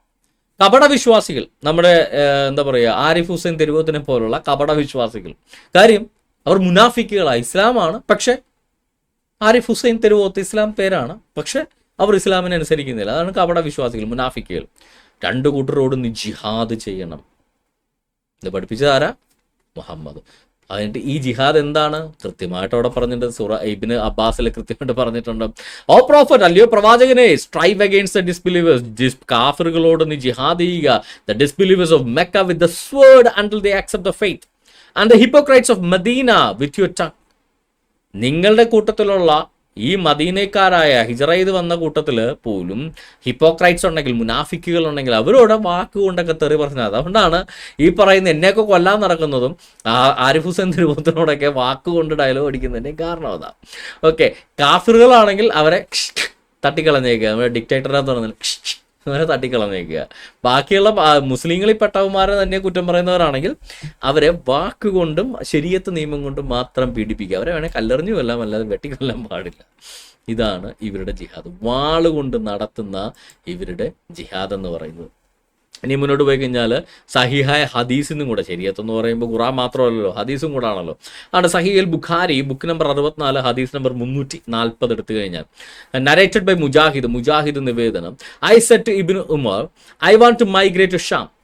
ഈ മുജാഹിദ് ഇബ്നു ഉമറിനോട് പറഞ്ഞു, ഈ ഡോക്ടർ ഉമർ അല്ല കേട്ടോ പൊട്ടിച്ചെറിച്ച് തങ്ങേയത്തുയി, ഇതിനു മുന്നേ ഉള്ള ഇവരുടെ ഖലീഫ ഉമർ, മാനവരിൽ മഹോന്നതൻ ഖലീഫ Umar. Okay, I want to migrate to Sham. ഞാൻ സിറിയയിലേക്ക് എനിക്ക് ഹിജറ ചെയ്യണം, എനിക്ക് പാലായനം ചെയ്യണം, അഭയാർത്ഥിയായിട്ട് പോകണം ഹിജറയിലേക്ക്. ഈ മുസ്ലിം അഭയാർത്ഥികൾ വരുന്നില്ലേ, അതൊക്കെ പണ്ട് അതൊക്കെ തന്നെയായിരുന്നു അവസ്ഥ. എനിക്ക് ഹിജറയിലേക്ക്, ഷാം അഥവാ സിറിയയിലേക്ക് എനിക്ക് അഭയാർത്ഥിയായിട്ട് പോകണം. ഷാം എന്ന് പറഞ്ഞാൽ അതല്ല, സിറിയ ഇറാഖ്. He said. അപ്പോൾ ഉമർ പറഞ്ഞു, ദർ ഈസ് നോ ഹിജറ, ഇനിയിപ്പോൾ അഭയാർത്ഥിയായിട്ടൊന്നും പോകണ്ട, ബട്ട് ജിഹാദ്. ഇനി അഭയാർത്ഥിയായിട്ടല്ല നമ്മൾ പോകേണ്ടത്, ജിഹാദ് ചെയ്യാനാണ് നമ്മൾ പോകേണ്ടത്. ഫോർ അള്ളാഹ്സ് കോസ്, അള്ളാഹുവിൻ്റെ കോസിനാണ് ജിഹാദ് മുഴുവൻ. അള്ളാഹുവിൻ്റെ മാർഗത്തിലാണ് ജിഹാദ് മുഴുവൻ. Okay, go and offer yourself for jihad. നീ പോയി ജിഹാദിന് പേര് കൊടുക്കേണ്ട, അസംബ്ലിക്ക് പേര് കൊടുക്കാൻ പറഞ്ഞ പോലെ നീ പോയി ജിഹാദിന് പേര് കൊടുക്കുക. അങ്ങനെ ജിഹാദിന് പേര് കൊടുത്തവന്മാരാണ് ഈ ഡാക്കിട്ടർമാരെല്ലാം. Okay, and if you find an opportunity for jihad, നീ ജിഹാദിന് പേര് കൊടുത്ത് റെഡി ആയിട്ട് നിൽക്കുക. നിനക്ക് എപ്പോഴെങ്കിലും ഒരു സാഹചര്യം ഒത്തുവന്നാൽ അവിടെ നീ സ്റ്റേ ചെയ്യുക, അതർവൈസ് കം ബാക്ക്. നിനക്ക് ജിഹാദ് ചെയ്യാനുള്ള സാഹചര്യമൊന്നും അവിടെ ഇല്ലെങ്കിൽ നീ തിരിച്ചു പോര്. ജിഹാദ് ചെയ്യാനുള്ള സാഹചര്യം കിട്ടിയാൽ അവിടെ പൊട്ടിച്ചെറി നശിപ്പിച്ച് പണ്ടാറടിക്കിട്ടിങ്ങ് വരിക. ഇനി പറ എൻ്റെ പൊന്നു മക്കളെ, നിങ്ങളുടെ ഈ പേരും രൂപമൊക്കെ കണ്ടാൽ പേടിക്കാതിരിക്കുമോ? കാര്യം സാഹചര്യം കിട്ടാൽ പൊട്ടിച്ചെതറാൻ നടക്കുന്നവന്മാരാണ് മുസ്ലിങ്ങൾ. കാര്യം ജിഹാദ് എന്നുള്ളത്, അള്ളാഹുവിൻ്റെ മാർഗത്തിൽ ജിഹാദ് ചെയ്യുക എന്നുള്ളത് ഒരു യഥാർത്ഥ മുസൽമാനെ സംബന്ധിച്ചിടത്തോളം മസ്റ്റായിട്ട് ചെയ്യേണ്ട ഒരു കർമ്മമാണെന്നാണ് ഖുറാനിൽ പറഞ്ഞിരിക്കുന്നത്. അങ്ങനെ ചെയ്യേണ്ട ആളുകൾ കൃത്യമായിട്ട് പറയുക, നീ ഇനി ഹിജറ ഒന്നും പോകണ്ട, നീ ഇനി ജിഹാദിന് പോയാൽ മതി. നീ അവിടെ ചെല്ലുക, ഹിജറയായിട്ടൊന്നും പോകണ്ട, നീ ജിഹാദിന് പോണ പോലെ പോവുക. എന്നിട്ട് അവിടെ ജിഹാദ് നടത്താനുള്ള സാഹചര്യം ഉണ്ടെങ്കിൽ ജിഹാദ് നടത്തി അവന്മാരെ നശിപ്പിച്ചിട്ട് പോരുക, അല്ലെങ്കിൽ തിരിച്ചു പോകുന്നതാണ്. ഇത് മനോഹരമായ ആചാരം. അപ്പം ഇവന്മാരെയൊക്കെ ഈ ഹിജറ എന്ന് പറഞ്ഞ അഭയാർത്ഥികൾ എന്ന് പറഞ്ഞ് വരുന്നതിൻ്റെ ഉദ്ദേശം മനസ്സിലായോ? They want to do jihad and they are waiting for an opportunity. അവർ ഒരു അവസരത്തിന് വേണ്ടി കാത്തിരിക്കുകയാണ്.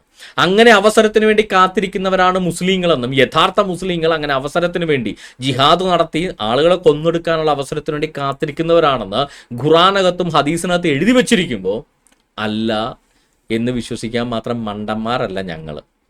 എന്നിട്ട് ഞങ്ങൾ അങ്ങനെ പേടിക്കാൻ നേരത്ത് അയ്യോ ഇസ്ലാമോഫോബിയ, ഇപ്പൊ പിശാചിനെ കണ്ട് പേടിച്ചോടി അല്ലോ സാത്താൻ ഫോബിയ എന്ന് പറയുന്ന പോലെയാണ് ഇപ്പൊ ഇസ്ലാമോഫോബിയ. നിങ്ങൾ തന്നെ പറയുന്നു, നിങ്ങൾ മറ്റു നാടുകളിലേക്ക് വരുന്നതും മറ്റു സ്ഥലത്തേക്ക് വരുന്നതും അവിടെ ജിഹാദ് നടത്താൻ വേണ്ടിയാ.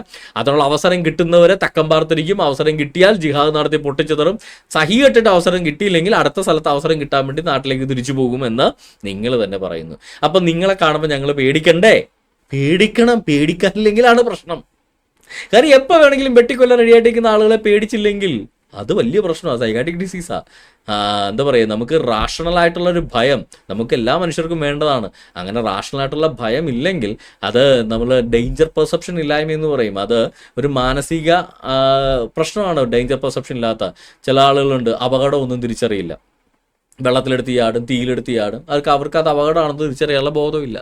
അങ്ങനെ ബോധമില്ലാത്തവന്മാരല്ല ഞങ്ങളൊക്കെ. ഞങ്ങൾക്ക് ബോധമുള്ളതുകൊണ്ടാണ് കോയമാരെ പേടിക്കുന്നത്. ക്ഷമിച്ചു. ഒരു പെൺകുട്ടി ചോദിച്ചില്ലേ, തലയിൽ തട്ടമിട്ട് കണ്ടാൽ നിങ്ങൾക്ക് പേടി തോന്നുന്നുണ്ടോ? പേടിച്ചു പോകും.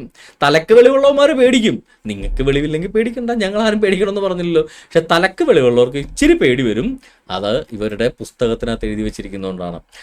ഇബ്നു അബ്ബാസ് എഴുതിയ അടുത്ത ഒരു ഹദീസ്, ഇബ്നു അബ്ബാസിന് നിവേദനമായിട്ടുള്ള അടുത്ത ഹദീസ് സഹീഹ് അൽ ബുഖാരി ബുക്ക് നമ്പർ 56 ഹദീസ് നമ്പർ 282. പ്രോഫറ്റ് സെഡ്, മുഹമ്മദ് പറഞ്ഞു, on the day of conquest of Mecca there is no migration but jihad. മക്കൻ അധിനിവേശത്തിന് ശേഷം, മക്കയെ കീഴടക്കിയതിന് ശേഷം, മക്കയെ നമ്മൾ അധിനിവേശം നടത്തിയതിന് ശേഷം ഇനി മുതൽ ഹിജറയില്ല, അഭയാർത്ഥി പാലായനമില്ല. ഇനിയുള്ളത് ജിഹാദാണ്. അപ്പൊ അഭയാർത്ഥികളുടെ വേഷത്തിൽ വരുന്നത് ജിഹാദികളാണ് എന്ന് പറഞ്ഞ് ഞാനല്ല, മുഹമ്മദാ.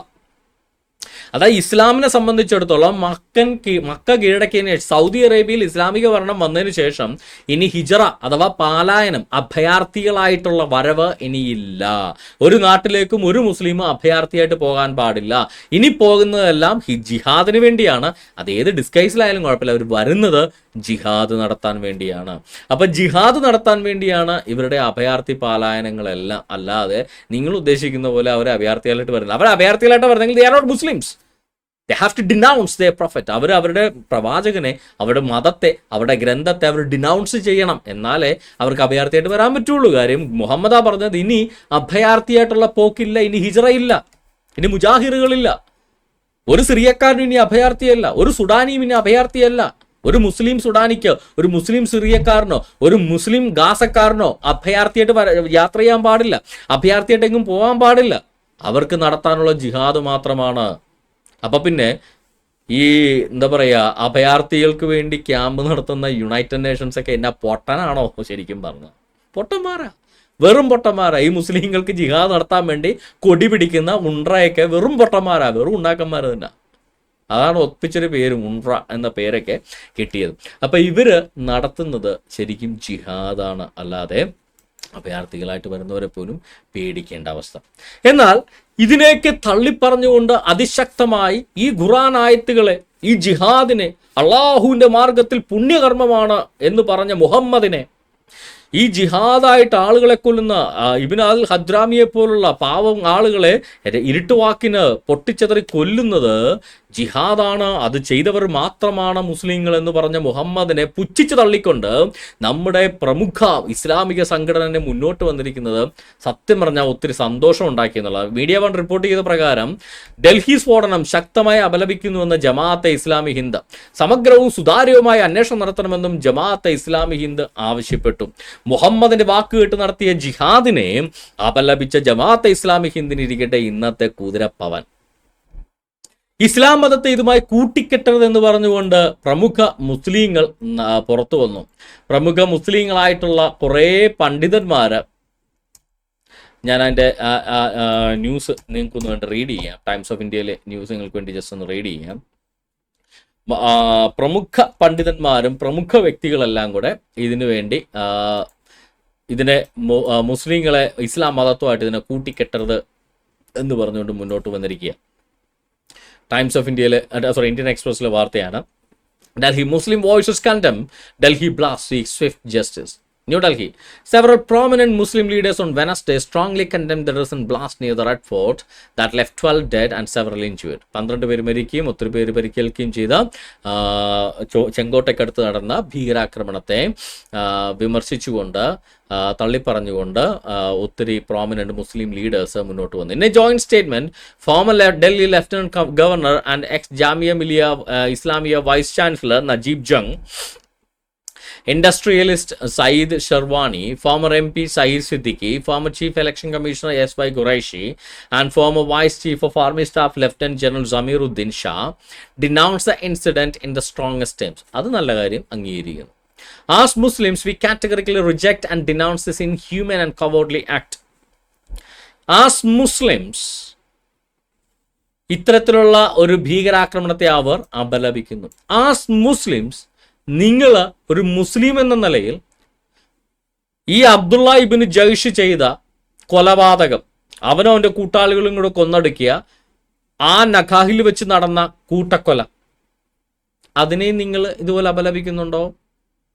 കച്ചവട സംഘത്തെ രാത്രി പതിയിരുന്ന് മുഹമ്മദിന്റെ എഴുത്തുമായിട്ട് വന്ന് മുഹമ്മദിന്റെ എഴുത്തി പറഞ്ഞ പ്രകാരം പതിയിരുന്ന് കൂട്ടക്കൊല ചെയ്തതിനെ നിങ്ങൾ ഇതുപോലെ അപലപിക്കുന്നുണ്ടോ? ആ കൂട്ടക്കൊലയെ ഏറ്റവും നല്ല കാര്യമാണെന്ന് പറഞ്ഞ പ്രവാചകനെ നിങ്ങൾ അപലപിക്കുന്നുണ്ടോ? ആ പ്രവാചകൻ പറഞ്ഞത് കേട്ട് വീണ്ടും അന്ന് സൗദി അറേബ്യ നടന്നതിന് പകരം ഇന്ന് ചെങ്കോട്ടയെന്ന് മാത്രമേ ഉള്ളൂ, അല്ലാതെ വ്യത്യാസമൊന്നുമില്ല. അവിടെയും വഴിയാത്രക്കാരെ കൊന്നൊടുക്കി, ഇവിടെയും വഴിയാത്രക്കാരെ കൊന്നൊടുക്കുന്നു. അത് മുഹമ്മദിന്റെ വാക്ക് കേട്ട്, ഇതും മുഹമ്മദിന്റെ വാക്ക് കേട്ട്. അതിനെ മുഹമ്മദ് ജിഹാദാണ്, അത് ഏറ്റവും ഉത്തമമായ കർമ്മമാണെന്ന് പറഞ്ഞെങ്കിൽ ഇതും മുഹമ്മദ് പറയുന്ന ജിഹാദാണ് ഏറ്റവും ഉത്തമമായ കർമ്മമാണ്. അപ്പൊ ഇതിനെ അപലപിക്കുന്നവർ അതിനെയും അപലപിക്കണ്ടേ? അങ്ങനെയാണ് പിന്നെ ആസ് മുസ്ലിംസ് എന്ന് പറയുന്നതിൽ വല്ല കാര്യമുണ്ടോ? മുസ്ലിങ്ങളുടെ പ്രവാചകനായ മുഹമ്മദിനെ അപലപിക്കുകയാണ് നിങ്ങൾ ചെയ്യുന്നത്, അതാണ് നിങ്ങൾ ചെയ്യേണ്ടത്. അപ്പൊ as Muslim we categorically reject എന്ന് പറയുന്നതിനകത്ത് സെൻസ് എന്താണ്? അതിനകത്ത് ഒരു സെൻസേ ഉള്ളൂ, നോൺ സെൻസ്. ഒന്നുകിൽ as humans we categorically denounce this Islamic terrorism based on Quran, അതാണ് അന്തസ്സായിട്ട് പറയേണ്ടത്, അല്ലേ? ഖുറാനകത്ത് പറഞ്ഞ പ്രകാരം ജിഹാദ് ചെയ്തവരെ ഇവർ അപലപിച്ചുകൊണ്ട് പറയുക മുസ്ലിം എന്ന നിലയിൽ ഞങ്ങൾ പറയും ഞങ്ങൾ ഇതിനെ അപലപിക്കുന്നത്. അത് എന്തൊരു കോമൺ സെൻസ് ഇല്ലായ്മയാണ്. And the statement adding that Indian Muslims stand united against all form of terror and violence. അപ്പൊ ഇന്ത്യൻ മുസ്ലിംസ് ഈ മുഹമ്മദീയ മുസ്ലിംസ് ആയിരിക്കില്ലായിരിക്കും. അപ്പൊ സൗദി മുസ്ലിംസ് ആയിരിക്കും ഭീകര പ്രവർത്തനം നടത്തുന്നത്. ഇന്ത്യൻ മുസ്ലിംസ് ഈ പ്രവാചകൻ, അവർക്ക് വേറെ പ്രവാചകനാണ്. മക്കാരൻ പ്രവാചകനല്ല, അവർക്ക് കൊയിലാണ്ടിക്കാരൻ പ്രവാചകനായിരിക്കും ഇനി ഉള്ളത്. കൊയിലാണ്ടിക്കാരൻ അബ്ദുള്ളയുടെ മകൻ മുഹമ്മദ് ആയിരിക്കും ഇനി അവരുടെ പ്രവാചകൻ. അങ്ങനെ വല്ലതും ആണോ? അതോ ആ സൗദി മക്കയിലെ മുഹമ്മദ് തന്നെയല്ലേ നിങ്ങളുടെ മുഹമ്മദ് ബിൻ ആമിന തന്നെയല്ലേ നിങ്ങളുടെ പ്രവാചകൻ? അല്ലാതെ പുതിയ പ്രവാചകനൊന്നും ഉണ്ടായിട്ടില്ലല്ലോ. ആ പ്രവാചകൻ ജിഹാദ് നടത്തിയ ആ പ്രവാചകൻ തന്നെയല്ലേ ഇന്നും, ആ പ്രവാചകന്റെ ആളുകൾ തന്നെയല്ലേ ഇന്നും, ആ പ്രവാചകന്റെ വാക്ക് കേട്ടല്ലേ ഇന്നും ജിഹാദ് ഇവിടെ കൊണ്ടു നടത്തിയേക്കുന്നത്. ഇപ്പൊ stand united against all forms terror എന്നൊക്കെ പറയുന്നത് എന്തൊരു ആഭാസത്തരമാണ് എന്ന് നിങ്ങൾ തന്നെ ഒന്ന് ആലോചിച്ച് നോക്കുക. The group also cautioned against linking such crimes to any religion or community. Hello, വേറെ റിലീജിയനായിട്ടൊന്നും അല്ല, നിങ്ങളുടെ ഖുറാനുമായിട്ടാണ് കണക്ട് ചെയ്യുന്നത്. കാര്യം എന്തുകൊണ്ടാ? നിങ്ങളുടെ ഖുറാൻ ആയത്ത് പ്രകാരം അത് പഠിച്ച് പാസ്സായി മദ്രസയിൽ പോയി അത് പഠിച്ച് എന്നിട്ട് അത് നടപ്പാക്കിയ മദ്രസ പൊട്ടന്മാരെ കുറിച്ച് പറയുമ്പോൾ പിന്നെ ബൈബിളും ഈ പറയുന്ന ഭഗവത്ഗീതയും കണക്ട് ചെയ്യണോ?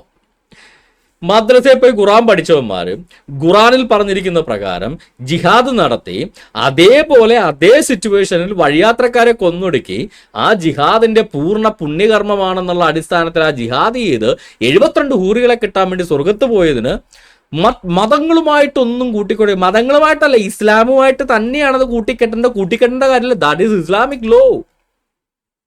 എന്നിട്ട് പറയുക ഇസ്ലാമുമായിട്ട് ഇതിനെ കൂട്ടിക്കെട്ടരുതെന്ന്. എൻ്റെ പൊന്ന് സഹോദരങ്ങളെ, ഒന്നുകിൽ നിങ്ങൾ ഇസ്ലാം വിട്ട് അന്തസ്സായിട്ട് മനുഷ്യന്മാരായിട്ട് ജീവിക്കും, അതല്ലെങ്കിൽ അന്തസ്സോടെ പറ ഞങ്ങളുടെ പ്രവാചകൻ, നമ്മുടെ ഇയാൾ പറഞ്ഞ പോലെ മുജാഹിദ് ബാലുശ്ശേരി പറഞ്ഞ പോലെ ഞങ്ങളുടെ പ്രവാചകൻ തലവെട്ടാൻ പറഞ്ഞില്ല, തലവെട്ടലാണ് കാരുണ്യം എന്ന് പറഞ്ഞ പോലെ ഞങ്ങളുടെ പ്രവാചകൻ ജിഹാദ് നടത്തി ആളുകളെ കൊല്ലാൻ പറഞ്ഞാൽ ആ കൊലപാതകമാണ് ഞങ്ങളുടെ നന്മ എന്ന് അന്തസ്സായിട്ട് പറ. അതിന് ഈ മുജാഹിദ് ബാലുശ്ശേരിക്ക് ഒരു അന്തസ്സുണ്ട്. ഏത് വൃത്തികെട്ടവനാണ് തൻ്റെ പ്രവാചകനെങ്കിലും ആ വൃത്തികേടിനെ അംഗീകരിക്കുന്നു പുള്ളി. അത് വൃത്തികേടല്ല എന്ന് പുള്ളി വിശ്വസിക്കുന്നു.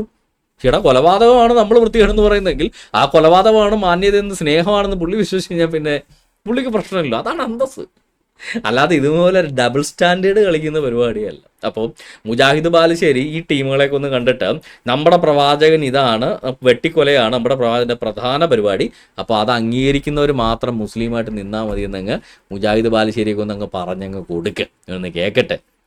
പിന്നെ എല്ലാവരും ചിന്തിക്കും എന്തുകൊണ്ടാണ് ഈ മുസ്ലിങ്ങൾ പലരും ഇതിനെ സപ്പോർട്ട് ചെയ്യുന്നത്, ഈ പറയുന്ന ജിഹാദിനെയൊക്കെ മുസ്ലിങ്ങൾ സപ്പോർട്ട് ചെയ്യുന്നത് എന്തുകൊണ്ടാണ് എന്ന് നിങ്ങൾ പലരും ചിന്തിക്കുന്നുണ്ടാവും. ഇത് വളരെ സിമ്പിളായിട്ട് പറയുവാണെങ്കിൽ മുസ്ലിങ്ങൾക്ക് ഒരു കർമ്മശാസ്ത്രമുണ്ട്. ഇവർക്ക് എന്തൊക്കെ ചെയ്യണം എന്ത് ചെയ്യണ്ട എന്ന് പറയുന്ന കർമ്മശാസ്ത്രമുണ്ട്. അത് ഏറ്റവും പ്രശസ്തമായ ഒരു കർമ്മശാസ്ത്ര ഗ്രന്ഥം ഒരു മലയാളി എഴുതിയതാണ്. ഫതഹുൽ മുയീൻ എന്ന് പറയുന്ന ഒരു ഗ്രന്ഥമാണ്. ലോകമെമ്പാടും വളരെ ആധികാരികമായിട്ട് ഉപയോഗിക്കുന്ന ഒരു കർമ്മശാസ്ത്ര ഗ്രന്ഥമാണ്. അതൊരു മലയാളി എഴുതിയാണ് ശരിക്കും. അപ്പം ഈ ഫതഹുൽ മുയീനകത്ത് അധ്യായം 18 സാമൂഹിക ബാധ്യതകൾ എന്ന് പറഞ്ഞൊരു അധ്യായമാണത്. ആ അധ്യായം 18 എൻ്റെ 610 പേജിൽ അധ്യായം 18 സാമൂഹിക ബാധ്യതയിൽ മുസ്ലിങ്ങളുടെ പ്രഖ്യാപിത ശത്രുക്കൾ തങ്ങളുടെ നാട്ടിൽ തന്നെ കഴിയുന്ന സാഹചര്യത്തിൽ, അതായത് മുസ്ലിങ്ങളുടെ പ്രഖ്യാപിത ശത്രുക്കൾ അധിനിവേശം നടത്താതെ മുസ്ലിം രാജ്യത്തെ ഒന്നും ആക്രമിക്കാതെ തൻ്റെ രാജ്യത്ത്, ഇപ്പോൾ ഇന്ത്യയിൽ തന്നെ കഴിയുന്ന, ഇന്ത്യ പാകിസ്ഥാനെയോ അല്ലെങ്കിൽ ബംഗ്ലാദേശിനെയോ അല്ലെങ്കിൽ അഫ്ഗാനിസ്ഥാനെയോ ഒന്നും ആക്രമിക്കാതെ സ്വന്തം രാജ്യത്ത് തന്നെ കഴിയുന്ന സാഹചര്യത്തിൽ വർഷത്തിൽ ഒരു പ്രാവശ്യമെങ്കിലും ധർമ്മസമരം, അതായത് ജിഹാദ് സാമൂഹിക ബാധ്യതയാണ്. അതായത് നമ്മൾ ഇന്ത്യ മഹാരാജ്യം ഒരു മുസ്ലിം രാഷ്ട്രത്തെ അങ്ങോട്ട് കയറി ആക്രമിച്ചില്ലെങ്കിൽ പോലും വർഷത്തിൽ ഒരു പ്രാവശ്യം ജിഹാദ് ചെയ്തിരിക്കണം. പക്ഷെ അത് സാമൂഹിക ബാധ്യത, ഫർള് കിഫായയാണ്. സാമൂഹിക ബാധ്യത എന്താണെന്ന് വെച്ച് കഴിഞ്ഞാൽ ആരെങ്കിലും ചെയ്താൽ മതി, പക്ഷെ നമ്മൾ സമൂഹമായിട്ട് അതിനെ പിന്തുണക്കണം. അപ്പോൾ നമ്മുടെ കടമങ്ങ് വീടി. വ്യക്തിപരമായ ബാധ്യതയാണെങ്കിൽ എല്ലാവരും ചെയ്യണം. സാമൂഹിക ബാധ്യതയാണെങ്കിൽ ഒരാൾ ചെയ്താൽ മതി, ബാക്കിയുള്ളവർ സപ്പോർട്ട് ചെയ്താൽ മതി. ഇപ്പം മനസ്സിലായോ? അജ്മൽ കസബ് ഭീകരാക്രമണം നടത്തി 100 കണക്കിന് ആളുകൾ നിരപരാധികളെ വെടിവെച്ച് കൊന്നപ്പോൾ അങ്ങ് കേരളത്തിലെ കാക്കനാടിലെ ജുമാ മസ്ജിദിൽ അജ്മൽ കസബിന് വേണ്ടി മയ്യത്ത് നിസ്കാരം നടത്തിയെന്തിനാന്ന് ഇപ്പോൾ മനസ്സിലായോ? സാമൂഹിക ബാധ്യത, ഫർള് കിഫായ. ഇവന്മാർ ചെയ്യേണ്ട ജിഹാദ് അവൻ ചെയ്തതുകൊണ്ട് അവൻ്റെ ജിഹാദിനെ ഇവർ മാനസികമായിട്ട് സപ്പോർട്ട് ചെയ്തുകൊണ്ട് അവർ ചെയ്യുന്നതാണ്. ഇപ്പം മനസ്സിലായോ? ആബിദടിവാരോ മേൽവാരോ അല്ലാത്തവാരോ ഒക്കെ ഈ സോഷ്യൽ മീഡിയ മുതൽ സോഷ്യൽ മീഡിയ വരെ ഈ കിടന്ന് ജിഹാദികളെ പ്രീണിപ്പിച്ചുകൊണ്ട് കിടന്ന് മെഴുകുന്നത്, ഭീകരപ്രവർത്തകന്മാരെ സപ്പോർട്ട് ചെയ്തുകൊണ്ട് കിടന്ന് മെഴുകുന്നത്, ഗാസയിലെ തീവ്രവാദികൾക്ക് വേണ്ടി റാലി നടത്തുന്നത്, ഈ പറയുന്ന എന്താ പറയുക ബിൻ ലാദന് വേണ്ടി കവിത എഴുതിയ കമ്മ്യൂണിസ്റ്റുകാരൻ പോട്ടെ, ബിൻ ലാദന് വേണ്ടി മുദ്രാവാക്യം എഴുതിയ അല്ലെങ്കിൽ രക്തസാക്ഷിയാണെന്ന് പറഞ്ഞുകൊണ്ട് പ്രഖ്യാപിച്ചുകൊണ്ട് പത്രമിറക്കിയ ഈ ടീമുകളൊക്കെ, മാധ്യമമടക്കമുള്ള ടീമുകളൊക്കെ എന്തിനാണിത് ചെയ്യണമെന്ന് മനസ്സിലായില്ലേ? അതവരുടെ സാമൂഹിക ബാധ്യതയാണ്. അതവരുടെ മതം പഠിപ്പിക്കുന്നതാണ്. ഇങ്ങനെ സാമൂഹിക ബാധ്യത പഠിപ്പിച്ചു വെച്ചാൽ ഇതുപോലുള്ള ഓരോരുത്തന്മാർ പൊട്ടിച്ചെതറിയല്ലേ? ചെതറും. ഇനി ഈ ധർമ്മസമരം എന്നൊക്കെ കേൾക്കുമ്പോൾ നിങ്ങൾ വിചാരിക്കും ധർമ്മം വാങ്ങിക്കണം എന്തോ സമരമാണ്. ധർമ്മം വാങ്ങിക്കാനുള്ള സമരമല്ല. അതതിൻ്റെ കൃത്യമായിട്ട് പറഞ്ഞിട്ടുണ്ട് എന്താണ് ധർമ്മസമരം എന്നൊക്കെ കൃത്യമായിട്ട് പറഞ്ഞിട്ടുണ്ട്. ജിഹാദ് വിശദീകരണം എൻ്റെ 616 പേജ്. പ്രായപൂർത്തിയും ബുദ്ധിയും കഴിവുമുള്ള എല്ലാ സ്വതന്ത്ര മുസ്ലിം പുരുഷന്മാർക്കും ജിഹാദ് ഫർള് കിഫായ, അതായത് സാമൂഹിക ബാധ്യതയാണ്. അതായത് കഴിവും ആയുധവുമുള്ള എല്ലാ സ്വതന്ത്ര മുസ്ലിങ്ങൾക്ക്, എന്തുള്ള കഴിവും ആയുധവുമുള്ള, മനസ്സിലായോ? ബോംബ് കയ്യിലുള്ളവന്, തോക്ക് കയ്യിലുള്ളവന്, കത്തി കയ്യിലുള്ളവന് ജിഹാദ് ചെയ്തേ മതിയാകൂ. സാമൂഹിക ബാധ്യത ഒരുത്തരെങ്കിലും ചെയ്യണം, ബാക്കിയുള്ളവര് അതിനുള്ള സൗകര്യം ഒപ്പിച്ചു കൊടുക്കണം. മനസ്സിലായില്ലേ? അഫ്സൽ ഗുരുവൊക്കെ സൗകര്യം ഒപ്പിച്ചു കൊടുത്തു. പല മുസ്ലിങ്ങളും സൗകര്യം ഒപ്പിച്ചു കൊടുത്തു, മറ്റവന്മാർ പോയി ചെയ്യും. ആരെങ്കിലും ചെയ്താൽ മതി. അതിനെ മനസ്സുകൊണ്ടോ ശരീരം കൊണ്ടോ സപ്പോർട്ട് ചെയ്ത് കഴിഞ്ഞാൽ ആ കടം അവർക്ക് മാറ്റി. അത് വർഷത്തിൽ ഒരു വട്ടം വെച്ച് ചെയ്യണം. ഇവർക്ക് കഷ്ടപ്പാടാ. വർഷത്തിൽ ഒരു പ്രാവശ്യമെങ്കിലും ഈ ജിഹാദ് ആരെക്കൊണ്ടെങ്കിലും ചെയ്യിക്കുകയോ ആരെങ്കിലും ചെയ്തതിന് മാനസികമായിട്ടെങ്കിലും സപ്പോർട്ട് ചെയ്യുക, അവനൊരു മയ്യത്ത് നിസ്കാരമെങ്കിലും നടത്തുകയോ ചെയ്യണം. അങ്ങനെ ചെയ്തില്ലെങ്കിൽ ഇവർക്ക് കടവാണ്. ഇവർക്ക് കടവും കടപ്പടിയുമായിട്ട് നടക്കും അള്ളാഹുവിൻ്റെ മുമ്പിൽ. എന്നിട്ട് നിരായുധന് ജിഹാദ് നിർബന്ധമില്ല. നിങ്ങൾക്ക് ആയുധമില്ലെങ്കിൽ ഈ വർഷത്തിലൊരിക്കലുള്ള ജിഹാദ് നിങ്ങൾക്ക് നിർബന്ധമില്ല. കാര്യം എന്താ? ആയുധം ഇവനെ വെട്ടിക്കൊല്ലാൻ പറ്റില്ലല്ലോ. അതുകൊണ്ട് പിന്നെ ജിഹാദ് ആയുധം ലഭിക്കണവരെ മാത്രമാണ് പ്രശ്നം. ആയുധം ലഭിച്ചു കഴിഞ്ഞാൽ പിന്നെ മസ്റ്റായിട്ട് ജിഹാദ് ചെയ്യണം. ഇതാണ് ഇവന്മാരെ പഠിപ്പിച്ച് വിടുന്നത്. ഓക്കെ, അപ്പോൾ ഇനി മുസ്ലിം രാഷ്ട്രത്തെ എങ്ങാനും തിരിച്ച് അങ്ങോട്ട് ഏതെങ്കിലും മറ്റു രാഷ്ട്രങ്ങൾ ആക്രമിച്ചാൽ ജിഹാദ് വ്യക്തിപരമായ ബാധ്യത. എല്ലാ മനുഷ്യരും ജിഹാദ് ചെയ്യണം. അതായത് എല്ലാവരും ഒരുമിച്ച് ഭീകരപ്രവർത്തനം നടത്തണം. അപ്പം ഇങ്ങനെ ഇവരെ പഠിപ്പിച്ച് വിട്ട് കഴിഞ്ഞാൽ ഇവർ ജിഹാദ് നടത്തില്ലേ? നടത്തും. അപ്പം അപലപിക്കേണ്ടത് ആരെയാണ്? ഇസ്ലാമിനെയാണ്, അവരുടെ പ്രവാചകനെയാണ്, അവരുടെ ഖുറാനെയാണ്, അവരുടെ ഹദീസുകളെയാണ്, അവരുടെ കർമ്മശാസ്ത്ര ഗ്രന്ഥത്തെയാണ്. രാജിവെക്കേണ്ടത് ആരാണ്? ഈ പറയുന്ന ഇന്ത്യയിലെ ഗ്രാൻഡ് മുഫ്തിയാണ്, അല്ലെങ്കിൽ ഇവരുടെ മദ്രസയിലെ അധ്യാപകരാണ്, ഇവരുടെ മൊല്ലാക്കമാരാണ്, ഇവരുടെ പ്രവാചകൻ മുഹമ്മദാണ് രാജിവെക്കേണ്ടത്. നിരോധിക്കേണ്ടത് എന്താണ്? ഇവരുടെ പുസ്തകങ്ങളും ആശയ സംഹിതകളുമാണ് നിരോധിക്കേണ്ടത്. അപ്പോൾ നമ്മൾ അപലപിച്ചുകൊണ്ട് എന്താ പറയുക, തള്ളിപ്പറയേണ്ടത് ആരെയാ? ഇവരുടെ പ്രവാചകനെ, അല്ലാതെ മോഡിനെ അമിത്ഷാനെ അല്ല. മോഡി അമിത്ഷായും രാജിവെച്ചാൽ നല്ലതേ ഉള്ളൂ, വേറൊന്നും കൊണ്ടല്ല. ധാർമ്മിക ഉത്തരവാദിത്വം അവരുടെ മേലാണ്. So it's a moral responsibility. പക്ഷേ ഇതിൻ്റെ ഒറിജിനൽ റെസ്പോൺസിബിലിറ്റി ആരുടെ കയ്യിലാണ്? Every single practising Muslim. കേട്ടോ, നമ്മൾ മതം പാലിച്ച് ജീവിക്കുന്ന മുസ്ലിം, അല്ലാതെ കാഫറായിട്ട് നടക്കുന്ന മുസ്ലിമിനെ സംബന്ധിച്ച് മുനാഫിക്കുകളെ സംബന്ധിച്ചല്ല. എന്താ പറയുക, നമ്മുടെ ആരിഫ് ഹുസൈൻ തിരുവോത്തിനെ കുറിച്ചല്ല ഞാനീ പറയുന്നത്. പ്രാക്ടീസിങ് മുസ്ലിം, അതിപ്പോൾ കുഞ്ഞാപ്പയായിക്കൊള്ളട്ടെ, തങ്ങളായിക്കൊള്ളട്ടെ, ഏത് കൊമ്പത്ത മൊയ്ലിയാരായിക്കൊള്ളട്ടെ, പ്രാക്ടീസിങ് മുസ്ലിം ആണെങ്കിൽ അവർ ഇതാണ് പ്രാക്ടീസ് ചെയ്യുന്നത്. ഇതിന് ഭയപ്പെട്ടേ മതിയാവുകയുള്ളൂ എന്നാണ് എനിക്ക് നിങ്ങളോട് പറയാനുള്ളത്. അപ്പോൾ എന്തുകൊണ്ടാണ് ഇത്രയും വിദ്യാഭ്യാസവും പഠിപ്പും ഉണ്ടായിട്ടും ഇവരൊക്കെ ഇങ്ങനെയായി തീരുന്നത് എന്നതിന് ചെറിയ രീതിയിലെങ്കിലും നിങ്ങൾക്കൊരു ഐഡിയ കിട്ടാൻ സഹായിച്ചു ഞാൻ വിശ്വസിക്കുന്നു. ഇത്രയും നേരം എന്നെ കേട്ട എല്ലാവർക്കും കർത്താവായ യേശു ക്രിസ്തുവിന്റെ നാമത്തിൽ എൻ്റെ നന്ദി സ്നേഹം നിർത്തി അറിയിക്കുന്നു. ദൈവം നിങ്ങളെല്ലാവരെയും ധാരാളമായിട്ട് അനുഗ്രഹിക്കട്ടെ. നമ്മുടെ കുട്ടികളെയും പ്രത്യേകിച്ച് മുസ്ലിം കുഞ്ഞുങ്ങളെ ബോധവൽക്കരിക്കുക. പ്രവാചകൻ ഇതുപോലുള്ള ഭീകരതയാണ് പഠിപ്പിക്കുന്നത്. ആ പ്രവാചകനെ ഉപേക്ഷിച്ചിട്ട് യഥാർത്ഥ സമാധാനത്തിൻ്റെ ദൈവത്തിലേക്ക്, നിന്റെ ഒരു കർണത്തടിച്ചാൽ മറുകർണം കാണിച്ചു കൊടുക്കാൻ പഠിപ്പിച്ച, നിന്നെപ്പോലെ തന്നെ നിന്റെ അയൽക്കാരനെ സ്നേഹിക്കാൻ പഠിപ്പിച്ച, നിന്റെ ശത്രുവിനെ പോലും നീ സ്നേഹിക്കണമെന്ന് പഠിപ്പിച്ച യഥാർത്ഥ സത്യ ദൈവത്തിൻ്റെ അടുക്കലേക്ക്, യഹോശുവയുടെ അടുക്കലേക്ക്, യാവയുടെ അടുക്കലേക്ക് മടങ്ങി വരാൻ എല്ലാ മുസ്ലിം കുഞ്ഞുങ്ങളെയും നമ്മൾ ഉത്ബോധിപ്പിക്കുക. അങ്ങനെ ഒരാളെ നമുക്ക് യഥാർത്ഥ സത്യദൈവത്തിലേക്ക് കൊണ്ടുവരാൻ സാധിച്ചു കഴിഞ്ഞാൽ ഒരു പൊട്ടിച്ചിതറൽ നമുക്ക് ഒഴിവാക്കാൻ സാധിക്കും. ഒരു മുസ്ലിം ഡോക്ടറെ യഥാർത്ഥ ദൈവത്തിലേക്ക് കൊണ്ടുവന്നു കഴിഞ്ഞാൽ ഒരു പൊട്ടിച്ചിതറൽ നമുക്ക് ഒഴിവാക്കാൻ സാധിക്കും. അങ്ങനെ എല്ലാവരും ഒന്ന് ആഞ്ഞു പിടിച്ചാൽ ഈ പറയുന്ന ഭീകരതയെ നമുക്ക് തുടച്ചു നീക്കാൻ സാധിക്കും. അങ്ങനെ സാധിക്കട്ടെ എന്ന് ആശംസിച്ചുകൊണ്ട് ദൈവം നിങ്ങളെല്ലാവരും ധാരാളമായിട്ട് അനുഗ്രഹിക്കട്ടെ.